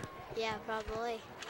And toss play for Coxon on the outside. Coxon up the middle, stays on his feet. Mustangs being conservative here on third down, as he will be brought down at the 49-yard line. And for the first time tonight, we're going to see the Mustang punt team come out in the field, led by junior punter and tight end, defensive end, Zach Nolan. Zach, you think you and Dad will be up here one day together? Yeah. Doing the games? Yeah. Maybe you and Emily? Yeah. That'll be fun. You better invite us back for that. Deep for Latrobe. Number 23, Nick Palumbo. Back to return for Latrobe is Nick Palumbo. Here's a snap. Nolan will get it off, almost blocked, but Nolan gets a good kickoff. He'll take a bounce. Mustangs, good play by Rob to down it before it goes closer to the 30, but it will be down at the 24-yard line. First down and 10, 4:35 remaining in the third quarter of play. As we are going to get you some out-of-town score updates. This is brought to you by MSA Sports. Clareton will go 9-0 this season. They win 54-6 over Leechburg. Congratulations to the Clareton Bears. Incomplete. You could call Zach passes incomplete. And then for number 35 for Latrobe. Franklin Regional is leading Gateway after 3 quarters, 28-10. McKeesport is leading Kiski 21-7 in the third quarter of play. Kiski bearing with McKeesport so far in the game.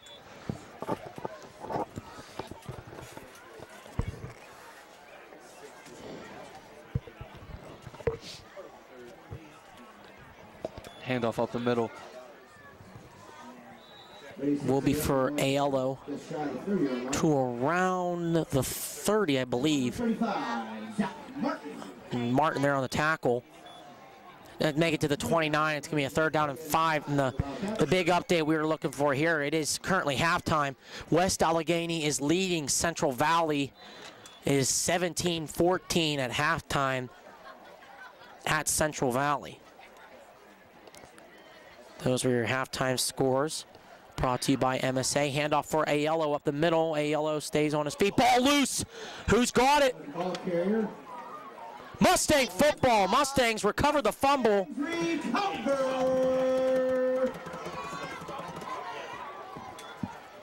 Fumble was caused by number 44, Nick Calisano. Jake, just going along with those out-of-town scores, talking to some Plum fans actually today.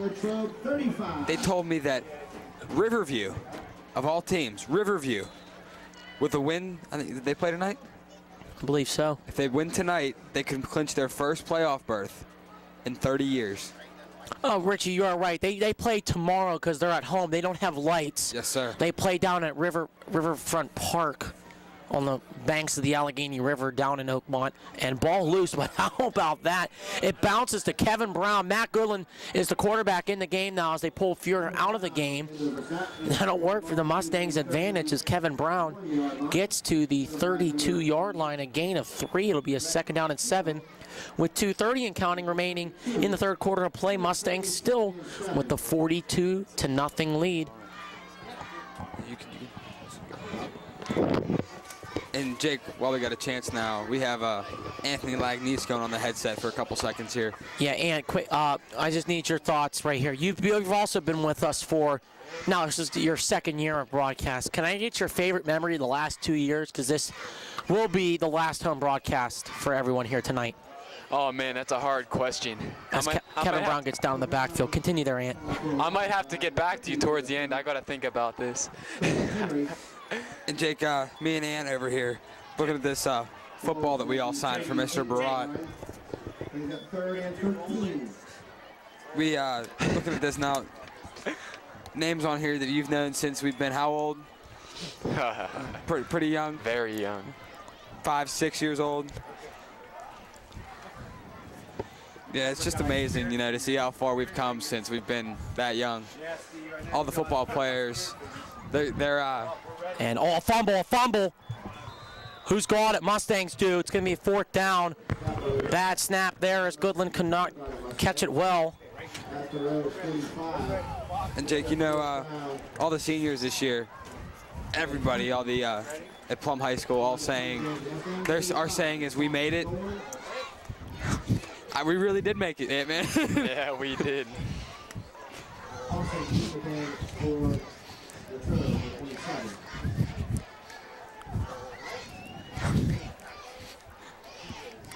Let's take it. Hey, we just thank you to the Plum cheerleaders for letting us cheer with them right there. Oh man, I had a pop rocky there. Another thing I've never seen before tonight. The ball just bounced off Nick Pop Rocky's head, and Nick's gonna probably laugh about that one with me on Monday, as it went off his head, and the Mustangs will down it at the 5-yard line. Gonna be first down and 10. 30 seconds remaining in third quarter. The 35-point PIAA mercy rule is now in effect. Rule 3-1-2 says, upon completion of the first half of any interscholastic football game at any level of competition, or any time during the second half when a team gains a 35-point differential over its opponent, the clock should be stopped only when its official timeout, a charged timeout, is granted, a period ends, or a score occurs. Once implemented, the mercy rule remains in effect even if the differential becomes less than 35 points. And Jake, we know you enjoyed as much as I do cheering up here with the cheerleaders alongside them. Yeah, feeling like we're down there. Thank you to the cheerleaders for letting us, bearing with us, letting them cheer with us this year and also last year. As thank you to Haley Pilson, Gianna Canals, and Peyton Myers for letting them do that chant for us, because the roll at Let's Shake It is probably one of our favorite cheers. Good play along with Big right Purple there on the outside by senior Ronnie Amato, another hard worker for this Mustang team on the outside. Pass was completed to number 35, Seth Haller. And Jake, to go back to the cheerleaders down there, have to congratulate all the seniors here. You mentioned a few of them. Also, Allie Mazer, as you said, Peyton Myers.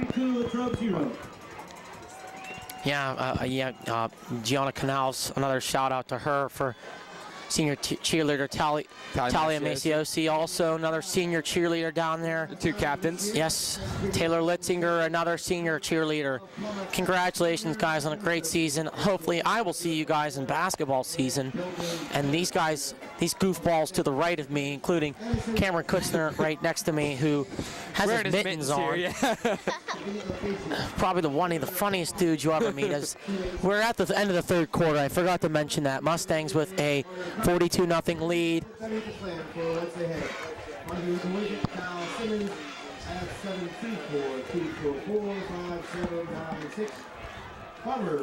are insurance.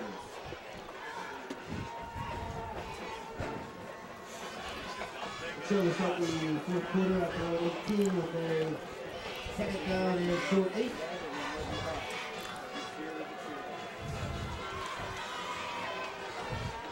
Latrobe will have a second down from their 18-yard line, a second and 8, as we're now in the fourth quarter of play here at Mustang Stadium.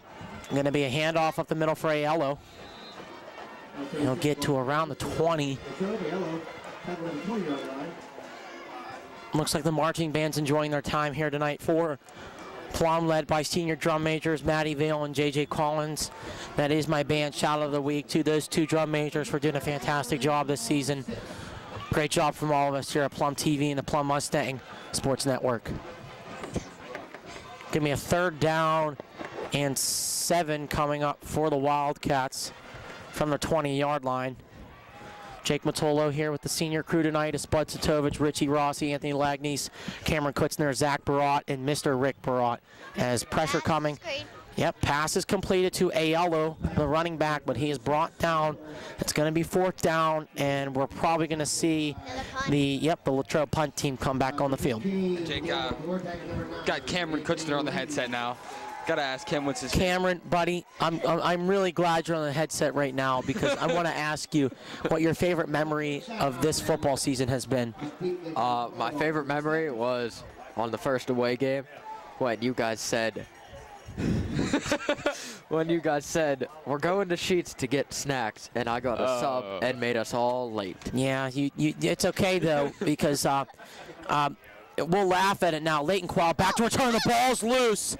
Latrobe's going to pick it up. He's at the 30. He'll be brought down at the 20-yard line. Latrobe now in great field position as Leighton Qual fumbled the ball on the return.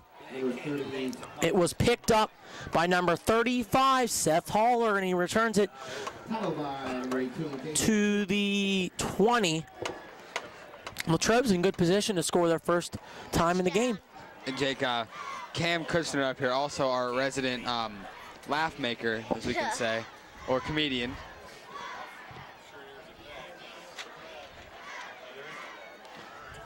But yes, the sub at Sheets was pretty funny. I do recall. You were not there, Richie. I was not Richie, there, you were not there, Richie. But I heard the stories. and I thought it was Richie, pretty you funny. had to be there because this was actually really hilarious. You had to be there because Cameron, we were in the Sheets at Hempfield, and we agreed that we were going to get food, but we weren't going to get, we were going to get gummies. But actually, I just want to give another shout out to Haribo for being the official snack sponsor of Plum TV. Cameron, I forget what you ordered. An Italian sub. You ordered an Italian sub. That's great that you remembered that. That took 20 minutes to get to. There's going to be a throw here from Austin Butler going deep. Incomplete. Jason Huebner back there on coverage. The new quarterback in the game is Austin Butler. He is the 6'3" sophomore at 175 pounds.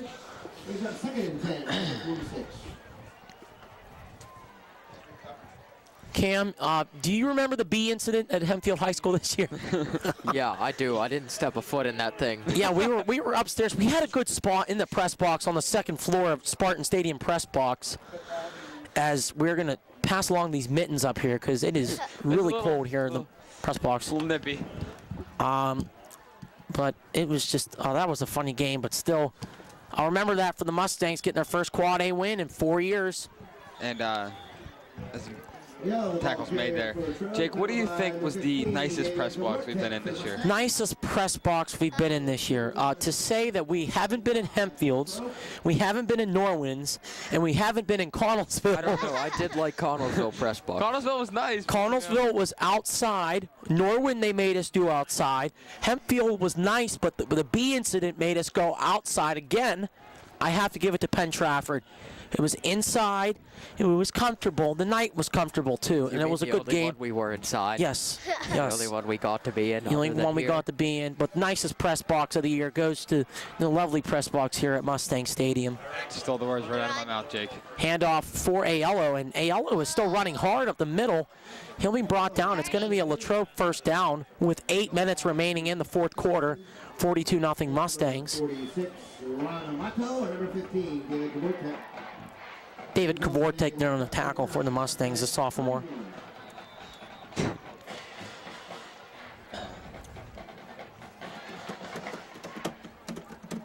As we get closer to the end of this game, because this is our last home game, if you haven't heard us say yet, a big thank you to Plum High School for letting us use the press box for the TV department as he's going to throw towards the end zone. It's a nice pass play. Touchdown Latrobe in the corner of the end zone. That is going to be a pass play from Austin Butler. I'm trying to get the receiver number. It's going to be number 35. Thanks, but Seth Haller, who's had a nice game as well. Latrobe was on the board with 7:29 remaining in the game, and they could make this a 35-point deficit with an extra point coming here. But Jake, yeah, this is kind of bittersweet up here tonight. You know, you guys have been doing this longer than I have, and you guys probably closer, but I feel like we've gotten real close up here. Yeah. Sometimes closer than we'd like to think of, most notably at Norwin, being huddled in a little 5x5 square. Joe Reed, extra point will be good. Latrobe makes it 42-7 now with 7:29 remaining in the fourth quarter. Yeah, and just, well, you know, this is Spud's second year of doing this. Richie and Cameron, this is your first full year of doing it. Anthony, it's his second year doing this. We just had a great job. None of this would be possible without the makings of Mr. Rick Barat, who I went into TV as a sophomore, having Mr. LaVarge, who's a great TV teacher. Shout out to him. Yes, a shout out to Mr. LaVarge, who we hope is able to do the broadcast with us next week wherever we go. It's just unbelievable what Mr. Barat devotes his time every Friday and during the week getting us prepared for these games. And he has well taught me a lot about the program, about the system. He's got me integrated within Plum TV. I'm currently the National Honor Society president, and Spud right next to me, and Cameron and Richie, you guys are all in National Honor Society with me. It's just an honor being able to work with Mr. Barat in the NHS program, as well as the TV program here at Plum, where we're in our 15th year of the Make-A-Wish Telethon. He just does a fantastic job, such a selfless guy, and he just cares about his students. He's just that family man. He's that classic family guy. I'm going to do a Family Guy reference. Yes, I am. As Mr. Barat does a lot for us here, and I can't thank him on behalf of all of us more for doing these broadcasts with us.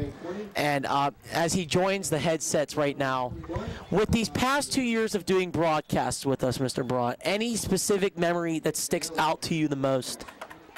I think this one, because obviously you want something from me because you're giving me all this praise. No, that was nice, Jake. Thank you.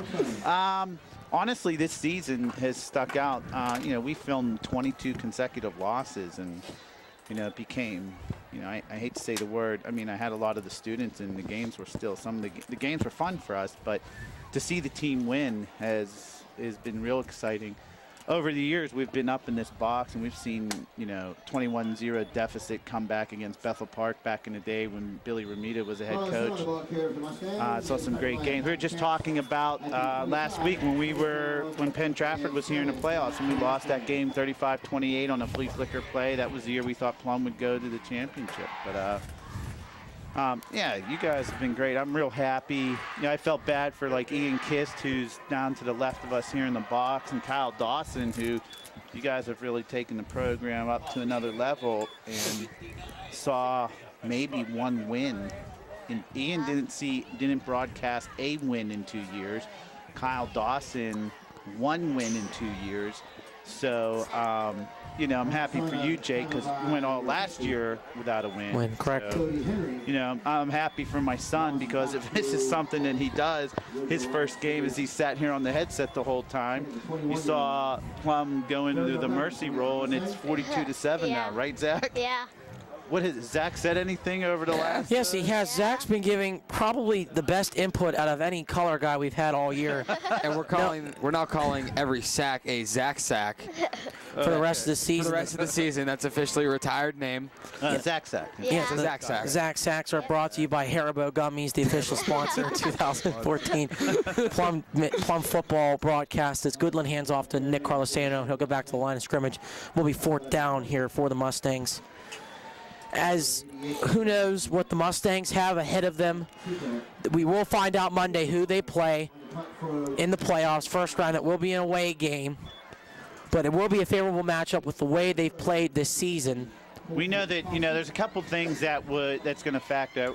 Next to me to the right in the press box is Penn Hills business manager Rick Liberto, and there's a lot of people in Penn Hills and Plum that think that next week you will see Plum go out to Penn Hills. With Halloween, not a lot of travel. Blocked. Block punt. Good call, Zach. Yeah, it's going to be a block punt. Latrobe will get it at the 5-yard line. Latrobe with 2 nice possessions now to start with. They're now at the 5-yard line. Might make that the 6. A punt block, 1st and goal from the 6. It's their chance to score right now. You're right, Zach. They are really close. Yeah. They're in the Heinz red zone. But it's like Mr. Barat said, a lot of people now, because the two towns are so close together, a lot of rivalry between Plum and Penn Hills. It's the classic rivalry. It's one of the best in Whitfield football. Nasty, grindy football, and it'd be nice to see a playoff game. Especially on Halloween, because this is one of the few times that Penn Hills and Plum haven't been in the same section. Mm-hmm. And Jake, you can always compare this, you can probably compare this to some of the greatest rivalries in professional sports. Most notably, Steelers, Ravens. Yeah. Even if we can go to baseball, we can go Red Sox, Yankees. Yeah.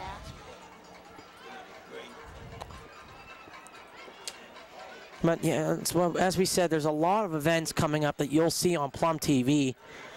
More notably, our next big event that will be broadcasted will be November 25th. Mark that in your calendars, folks.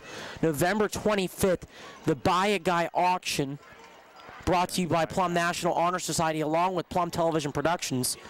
That will be no, it won't. But I need to spread the word. Well, here. yeah, that's one of the biggest. The Buy Guy auction is one of the biggest last year was the biggest fundraiser we've done for Make-A-Wish. We brought the kids last year.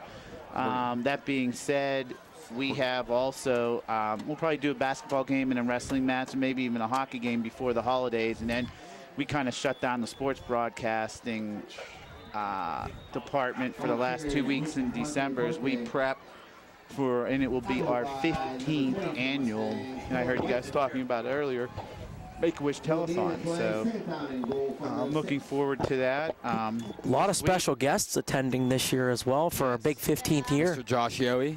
Namably. Yeah, Mike Clark, Chris Mahler. Might have Pat Muldowney in. Steve Hopefully. Fabian, who just saw another one of his reports on Inside Edition.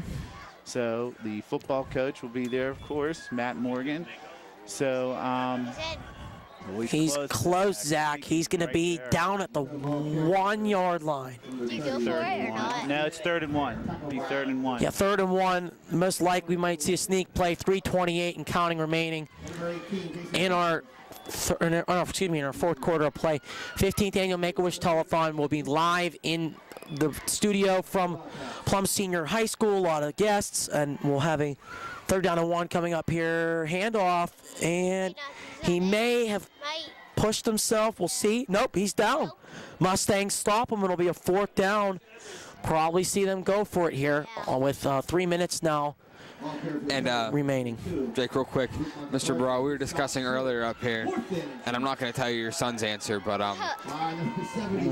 what's the possibility that we see the entire Barat family up here on the headsets in a couple years? Yeah. You know what? We'll never put any pressure on the kids to do anything they don't want to do, but Zach's having fun. Yes, if they want to take art, music, TV, whatever, tech ed, doesn't matter. So whatever they want to do, it'd be nice to have Zach on a headset, but and Emily maybe. Yeah. Another Maddie Beer Temple up here. Sure, absolutely.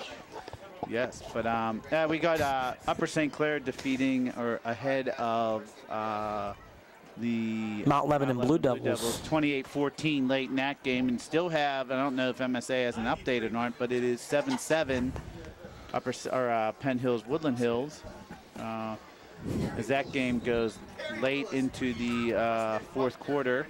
And see Ian Kiss leaving the press box here. Have a nice weekend, Ian. Ian transitioned this program as well, as Mr. Barat will agree with me, as he said already. Ian and Kyle Dawson didn't get the wins, but I have to give credit to both of them for getting me into this, as well as Mr. Barat getting me into broadcasting and getting me to do these games. It's been an unbelievable ride, and I can't thank you guys even more. I don't know. Gonna be close, Zach. We'll see what it is. I have it marked it now. No, Mustangs stop them at the 1 and can run this clock out and lead them to a victory. 42-7. And Jake, while I got a second here, I actually have an update on that Woodland Hills Penn Hills game. Went for 2, it looks like, huh? The Woodland Hills went for 2 and is currently up 15-14. Just at the end of the 3rd quarter. Penn Hills has the ball on the 43-yard line.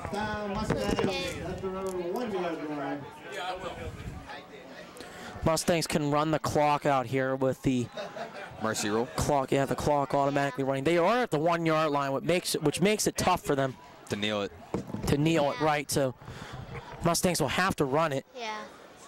It might be a quarterback sneak, actually, just to try to get a yard. I hate to say that, but to get a yard. To the point where they can kneel it. Handoff for Carlos Sano. stays on his feet. And good job by Nick. He'll give the Mustangs more breathing room and the ability now to kneel the football. I don't know if they will kneel, Jake, because, you know, even though it's a running clock, I mean, Plum gets one first down, the game's over. I mean, regardless, Plum's going to win. They will finish with 4 losses on the season to 5 wins. Section record will be 5-3. Yeah. So, and Plum will finish 4th in the section, as Altoona was winning by 14 or 21 tonight when I looked against Connellsville. So Plum will be cemented in 4th place, and Offsides. compared to where they were last year, the season is a success, and Plum will be a difficult out, whether they play at Penn Hills, North Allegheny, North Hills, or Bethel Park. I believe one of those 4 will be their opponent, probably Bethel or NA, I would imagine. So, 30. and maybe Penn Hills, so we'll see. Asking you guys real quick while we Yeah, have time Richie. here. You think we see Will come out for a curtain call? No, No. not at all. Congratulations to all the 2015 seniors. Well-deserved playoff berth for all these guys, including this whole entire dang team. I should be saying congratulations. You'll be heading to the WPIL playoffs for the first time since 2010 under head coach Frank Sacco. Last time, do you maybe know the last time Plum made it into the playoffs over 500, Mr. Broad? Over 500 is that's the tough question, because I believe last time they made it, they were 3-6, and I remember Hines Ward was ridiculing them on the Hines Ward show. I might have been Toph's junior year. I know they lost big to Central at Fox Chapel. So that would have been more in 8th grade. Now they're flagged. No, I do not. Offhand, I do not know. I know we've lost Upper St. Clair in the playoffs, 42-7. I do not. It might have been Upper St. Clair. Mount Lebanon and Gateway, more Mount notably, Lebanon, past couple of yes. years too, from what I remember, because that's you're going back into my sixth grade years and 7th grade years. So we both know it's been a while, and if any team can compete with these teams that they're capable of playing against in the first round, it's this Plum Mustangs team. And Jake, while we have a second here, I think what's special about the Quad A conference in WPIL football is the fact that there's never any clear-cut team you think is going to win WPIL championships. I think especially this year too, it's just wide difficult open. to say, as we're going to go final here at Mustang Stadium. Final score is Mustangs 42 and the Latrobe Wildcats 7. You're now watching the Coca-Cola post-game report. I'm Jake Matola. Alongside me are the Barats, Zach, and Mr. Rick Barat, also Richie Rossi with me, as well, as we are going to wrap up our last home game here at Mustang Stadium. Mustangs finished the regular season with an overall record of 5-4 and a section record of 5-3. They will make the playoffs, and we'll have a playoff game next Friday. Time, location, and opponent to be determined. Guys, there's going to be a big preparation for practice this week for the Mustangs. I feel this team can really compete with whoever they play against. Now, let's get into the point as we're finished our last home game. Your favorite memory at home here at Mustang Stadium. Let's start with Richie this season. Seeing as I only did 2 home games this year, which I highly regret, definitely have to be tonight. You know, being up here, it's nice having Logan and Maddie up here in the booth, but being up here with all the seniors tonight, you know, Logan, or Spud, Cam, Ant, and of course Jake. Mr. Barat shaking his hand at them here. It's the camaraderie up here with you guys, taking me in, teaching me how to do this and everything. I appreciate it, and it means a lot to me, guys. Mr. Barat. You know what? I honestly, you guys did a great job, but honestly, every year, you know, it's exciting to work with the students. And I think we started off at Hempfield after seeing Plum dominate Shaler, but we kind of determined that Shaler in the first scrimmage was not very good, and that theory proved out to be correct. We thought, you know, okay, hopefully Plum can, hey, good night, Mr. Morgan. Hopefully Plum can get a victory going at Hempfield, which was a 10th ranked team at the time in the Whitfield for preseason. And we know that doesn't mean a whole heck of a lot, but sure enough, what happened was after we had the situation with the Bee's Nest and we had to move to the stairwell at Hempfield, Plum jumped out to a 7-0 lead. They got the ball back.